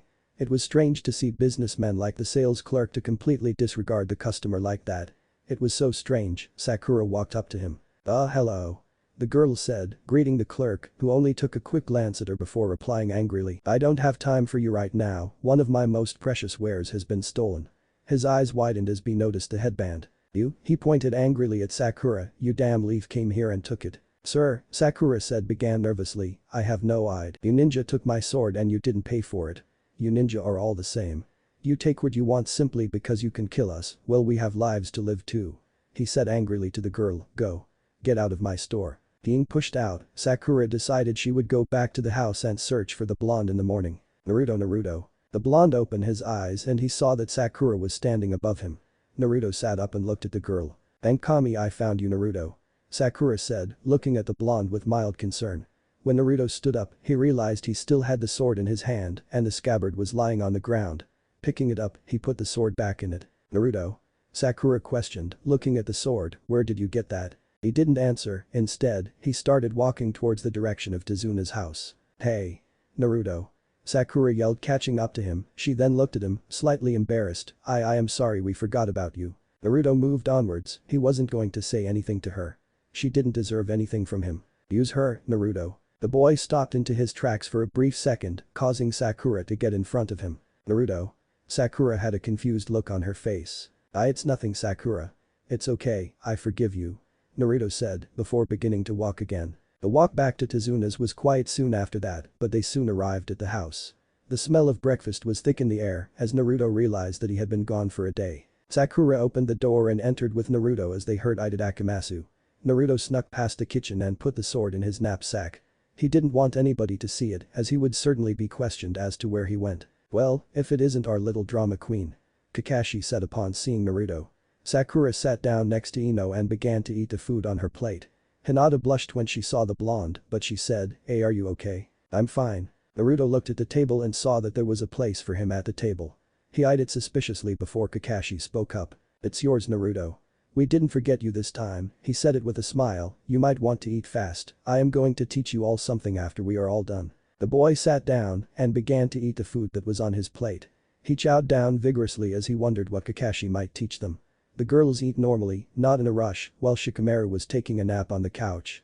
Kit, whom was cuddled up in the corner, was sleeping. Whoa, Kakashi said, chuckling slightly, eat slow, Naruto. I still have to check up on the red-eyed sleeping beauty. The girls looked at Kakashi with a disapproving stare, but he merely chuckled more and left to see Kurenai. The female jounin was laying in the guest bed, still recovering from the poison that the assassin had administered to her. She wasn't breathing as hard as she was earlier, but it was still clear that she cannot do anything productive. You okay? Kakashi leaned against the doorway, arms folded. Do I look okay, Kakashi? Kurenai replied faintly. Well, I would say you have officially become deadweight. Thanks. No problem, the white-haired jounin said nonchalantly as he entered into her room. He sat right next to the bed and looked at her. I am going to take them out to learn some chakra control. Kurenai looked at Kakashi for a minute before breaking into a laugh. No wonder you are such a bad teacher. It hurt to laugh, but the look on Kakashi's face made it much harder to stop. Kakashi said, looking at her. Kurenai straightened up and looked at him. Chakra control is nothing that they couldn't handle with ease. We are facing a threat that demands more from them than just chakra control. Teaching them chakra control isn't going to help them protect Izuna. How would that be useful if Zabuza simply blinds them with that misjutsu? You'll need to teach them the basics of chakra sensing to give them a fighting chance. Kakashi mulled over what the female jounin had told him before responding with a nod. I'll take your advice with a grain of salt, Kurenai. It might be a bit much to ask, but are you in any condition to oversee their training? What do you think? The look Kurenai gave to Kakashi made the Sharingan user chuckle before exiting the room, closing the door behind him. Kakashi led the group into a clearing. The clearing wasn't huge, nor was it that much of a clearing, it was just a patch of land that barely had any trees. It was perfect for what Kakashi had planned. Alright, this seems good enough. Kakashi said as he got out 6 kunai and threw each one at a different tree. He then looked at the 6 and said, with the power of chakra, ninja can do the impossible. From making clones, he looked at Naruto, as he faintly remembered being told that he had a hard time with that, to climbing up trees. Kakashi then demonstrated this amazing feat by walking up the side of one of the trees with a kunai and then standing completely still. Jumping off, Kakashi began, today, you'll be learning to control your chakra to do the very thing that I just showed you. Ino raised her hand, how exactly will this help us? Kakashi sighed as he explained, chakra control is a necessary part in being a ninja. With chakra control, you can do the most amazing of acts and the most devastating of jutsu. With a decent amount of control, you can do more without using any more chakra than you need. This exercise is also very useful in teaching you how to walk on water. In fact, it's almost the exact same thing. So all we have to do is get the kunai from the tree. Shikamaru questioned as he scanned for the shortest tree he can get. He enjoyed the laid-back lifestyle that Izuna and his family seemed to have at their house, and he wanted to return to that peaceful atmosphere as soon as possible. Correct, genius-kun. Kakashi said, reveling in the gaze the Nara gave him, all you really need to do is focus your chakra into your feet and contain it. If you can do this while moving your feet, you will have passed this exercise. The sooner you get that kunai from the tree, the more time we have to learn a very important technique that could render that pesky misjutsu useless if you master it. Now that struck a chord with the genin, who had immediately set to work on controlling their chakra. Pain. Eyes clenched tight, fist throbbing, blood flowing. The sensation of falling filled his being as Naruto soared past his falling opponent. The porcelain mask had shattered into a million pieces, and like some prerogative irony, he saw his own face, instead of the girlish-looking boy he'd met the previous day. But it was just for a second. A trick of the eye, a feeling of kinship between two broken souls who had been tossed aside. The fear and malice that both had been shown in their brief moments of life, and yet both standing on opposite sides of the same ideal. Naruto hit the ground with a rough grunt, but ignored the pain and stood to face his stunned opponent. Fuck you. You think just because he took you in you owe your life to him? That your life has no meaning without him? Naruto paused briefly, you're right though. You and I, despite being both shinobi, are different. While you accept your fate of being tossed aside, I won't. I refuse to just sit idly by and be used as others see fit. I can't accept that fate. I will fight for what I deem precious and not what others declare as such. My name is Uzumaki Naruto, and I am going to show you just how wrong you are. 24 hours ago 000. Naruto's eyes fluttered open to a bright blue morning. He had worked himself to near exhaustion. The grass around him brushed upon his exposed skin, and the beautiful scent of flowers filled his mind. The scenery around the blonde wasn't as beautiful as the smell had implied. Scorch marks and slashes marred the trees nearest to the genin. Ever since the fight between Zabuza and Kakashi, Naruto had realized he couldn't hold anything back. He needed to practice the jutsu in the Forbidden Scroll. While some of them were impossible at Naruto's current state, others were usable after some intense practice. It was because of that intense practice that Naruto had been asleep. He had been overworking himself, staying later than his teammates and sensei. Ah, you're finally awake. Naruto's eyes instantly snapped towards the source of the smooth voice. On his guard, he observed a female picking flowers. The woman was beautiful. She was adorned with a pink kimono, and her face showed slight concern. Despite her delicate appearance, Naruto never has let his guard down. He knew all too well that even the most innocent of faces could be the source of your worst pain. Are you alright? Have you been abandoned? The leaf insignia adorned Naruto's forehead as the protector caught the woman's eyes. Naruto noticed her eyes travel to his forehead. The blonde sweaty form was in a defensive position when the girl pulled out a rag. You're sweating. May I? She looked expectantly at him while holding out the rag. Considering it for a moment, the blonde shook his head and spoke. Who are you? Instead of answering, the woman put away the rag and smiled. I couldn't help but notice your headband. Are you a leaf shinobi? Naruto blinked before bringing his left hand to gently touch his headband. While he was still suspicious, he nodded his head. He then revealed a kunai and pointed it at her. I won't ask again, who are you? The woman smiled at the blonde like he told a slightly humorous joke. I am a friend, ninja-san, she said as she looked at him. Pulling out a flower from the basket she was carrying, she smiled and placed it right next to the boy. Flowers, the girl began, are lucky, aren't they? The question was posed to Naruto, but the boy was silent, still being cautious with the stranger that was before him. He didn't know why she was there, but if she wanted to kill him, she would have while he was asleep. The stranger looked at him, expecting a response, but she got nothing from him. All they have to do is sit there and be beautiful. They haven't a care in the world. They are a very good tool for conveying love and affection. Sometimes, I think it is a shame that humans don't stand for love and affection, don't you? Naruto again ignored the question, he was wondering what this stranger was playing at. It was a mystery hung over his head. What do you stand for, ninja-san? What does your village stand for? Naruto looked away, unsure of how to answer, or even if he should answer. A thick silence fell between the two. Several minutes of pure silence passed before the boy spoke. What are you doing here? I am picking herbs for a precious friend, ninja-san. The stranger paused before asking another question. Do you have anybody precious to you? This was a question that the blonde could easily answer. He did indeed have somebody very precious to him. Somebody who suffered along with Naruto and still loved the blonde. Yes. The girl smiled at him, gently twirling a flower in her fingers. Would you do anything to protect that friend? Even at the expense of becoming a tool of destruction? Yes. He would kill as many people as he needed to make sure that kid was protected and alive. Even at the cost of your life. This question was not so easy to answer. Would he sacrifice his being to save another's? Would he sacrifice his chance to get his revenge on all of those who have done him wrong? Could he honestly say he would? No. I wouldn't die for anybody. I have important things I must do before I die. The girl looked puzzled before continuing with her questioning. But aren't ninjas required to die for the betterment of their village? If you aren't even willing to sacrifice yourself for your friends, then why become a tool for the village to use and dispose of? The blonde's fists clenched at those words. He was not a tool for the people to dispose of. He was not some trivial pawn. I am not a tool, Naruto said angrily, surprising the stranger. I am not some object for the village's use. I am better than that. I have dreams and goals and feelings. I am so much more than a mere tool. Isn't that the way ninja are treated? The stranger pressed, trying to get Naruto to elaborate. I don't care. I wouldn't expect a girl like you to understand. Naruto said, you weren't hated for something that you couldn't control. You have no idea what it is like be treated like dirt. Being treated as a tool is no different. The stranger smiled at him before standing up, turning and walking away. By the way, ninja-san. I am a boy. There you are Baka, Ino's voice shouted as she approached the boy. Naruto was heading back to the very clearing that the group had been training in. I've been looking everywhere for you. The blonde complained, Kakashi-sensei, and the others are waiting on you. Naruto didn't respond. He just kept walking. Hey, are you alright? Ino asked but received no answer. Scowling, Ino ran in front of Naruto. What's wrong with Ino stopped mid-sentence as she finally got a good look at his face.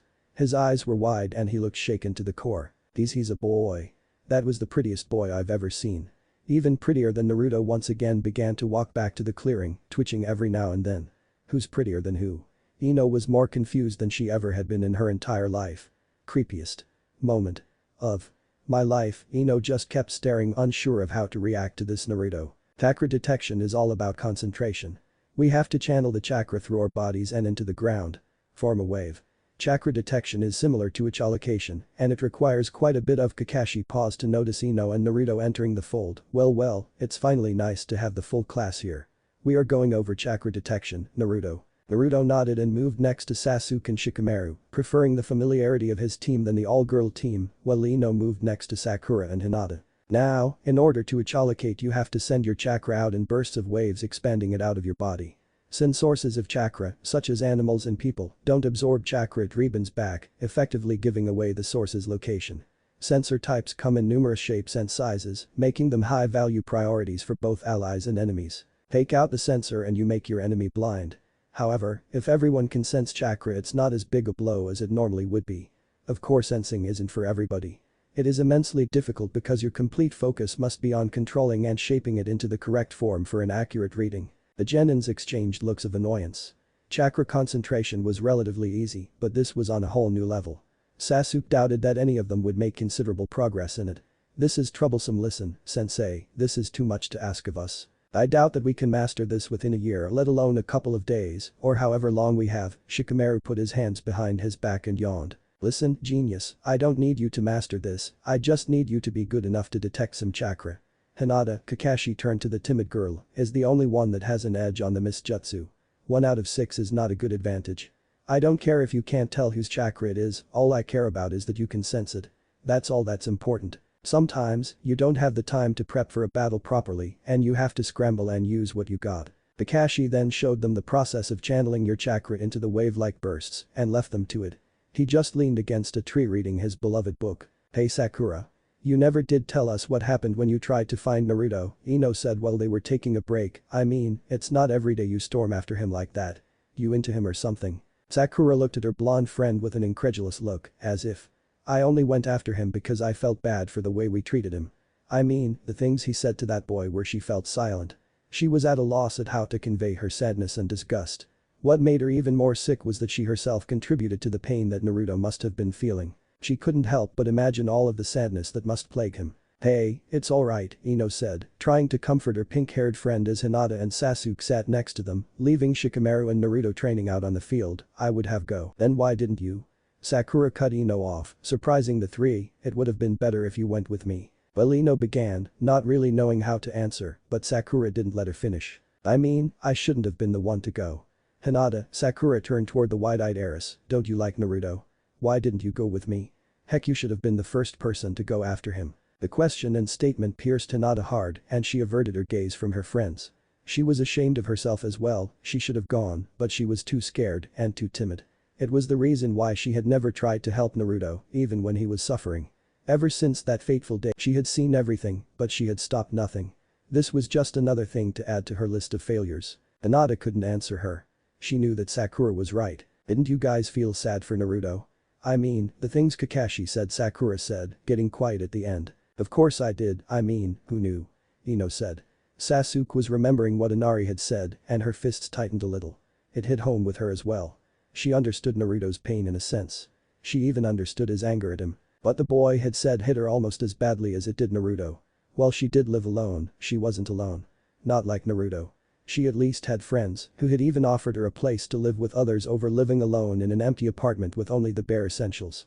And what did Naruto have? Possibly less than that. And he truly was alone. So alone that his only companion came in the form of a small fox. But it wasn't the loneliness that she understood best, it was the anger. The anger at not being understood. That it wasn't a want to change fate but to make it her own, only to be denied by simpletons who couldn't begin to understand the sheer volume of pain left in her heart. Hers was but 6 years, Naruto's was a lifetime. A lifetime of pain and loneliness. It amazed her, the resolve he had to have not shattered by now. "And what about you, Sasuke?" Sakura rounded on her, "You are his teammate and yet you won't help him. You should have went and apologized, just like I did." Honestly, Sakura stood up and looked at the three of them. "You three are completely unbelievable. You're one to talk, Sakura. You are one of the worst offenders. On numerous occasions, you have gone out of your way to put Naruto down. If anybody needs to apologize to him, it needs to be you and you owe him more than one." Sakura stammered several times, trying to come up with a counter, but found none. There had been many times when she would openly made fun of Naruto, in his face no less, just to fit in with the other children. Tears began to swell and roll down her cheeks at just how cruel she'd been to someone who'd done nothing to her. But despite her past actions, it was the present that truly mattered and she was at least willing to begin making amends with the blonde. "At least I'm trying, Sasuke. I know I've done horrible things, but I want to make up for them. Even if you never made fun of him, you still never really stood up for him. You're not as innocent in this as you think." Just as Sasuke was about to retort, Ino interjected, "Stop it, both of you. Arguing isn't going to solve anything. Not to mention this isn't the time." Ino quickly glanced toward where Naruto and Shikamaru were still sparring. "Sakura is right though. All of us should have gotten to know Naruto before judging him. He deserves our apologies. We will do it at the end of the mission." Thank you, Ino," Sakura said, wiping her tears away so that Naruto or Shikamaru wouldn't be able to see them. Naruto's eyes opened to a familiar scene. He was looking up at the sky again, totally exhausted from the work that he had been doing the day before with his teammates and the girls. Something was different though, it was as if this morning was darker, more like the afternoon. It took him a few minutes to realize that he overslept. Rushing up to his feet, Naruto quickly looked to make sure he had everything. With all of his stuff packed up and ready to go, the blonde rushed towards Tezuna's house in a fury. He didn't want to be late to eat again. Pushing his sore and aching body, he came upon the house. "Hey, Naruto," Kurenai spoke as Naruto entered into the dining room where Tsunami, Inari and her were eating. Kid was snoozing in the corner, Kakashi, and the others took Tazuna-san to the bridge, Kurenai said, "You'll be late if you don't hurry up. They left me behind because I am still recovering." Naruto nodded and ran out of the house, the sword sheathed up on his side. "Hey. Ninja kid." Tsunami shouted, "What about your breakfast?" Tsunami sighed as the blonde ignored her and rushed toward the bridge. Men, Tsunami mumbled and returned to Kurenai and Inari. Naruto disregarded the strange looks he got from the people he passed, the sword hitting his side as he was making his way. He wasn't used to running with a weapon yet and it slowed him down. His sole focus was to get to the bridge. Deciding that going through forest would be a faster alternative, Naruto ran out of the town and into the shrubbery. "Hey, Leaf Kid." Naruto stopped in his tracks. His eyes narrowed as he searched for the source of the voice.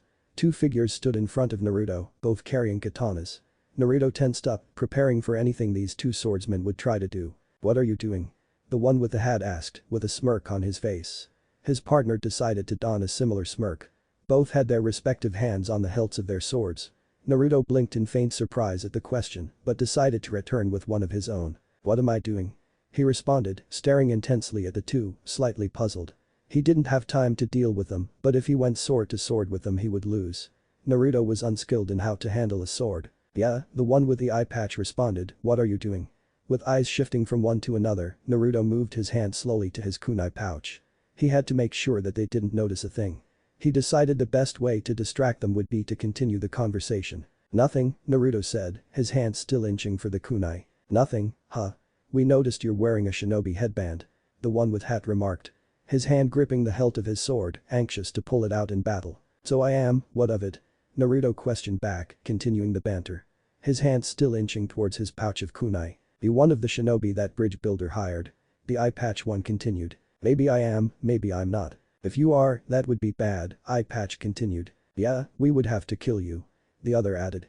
Both stepped toward the genin. "Why?" Naruto asked, trying to buy himself more time.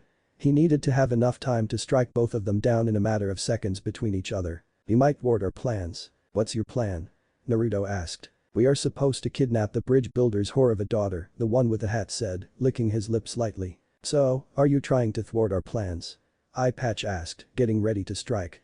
His smile gone, and a look of intensity came upon the mercenary. After some feigned thinking, Naruto replied, "Yes. Then we are going to have to kill you." "Really?" Naruto asked. "Really? That's too bad." "Why is that?" "Because I already killed you." "The hell are you?" The one with the hat was cut off as a kunai embedded itself in his jugular vein.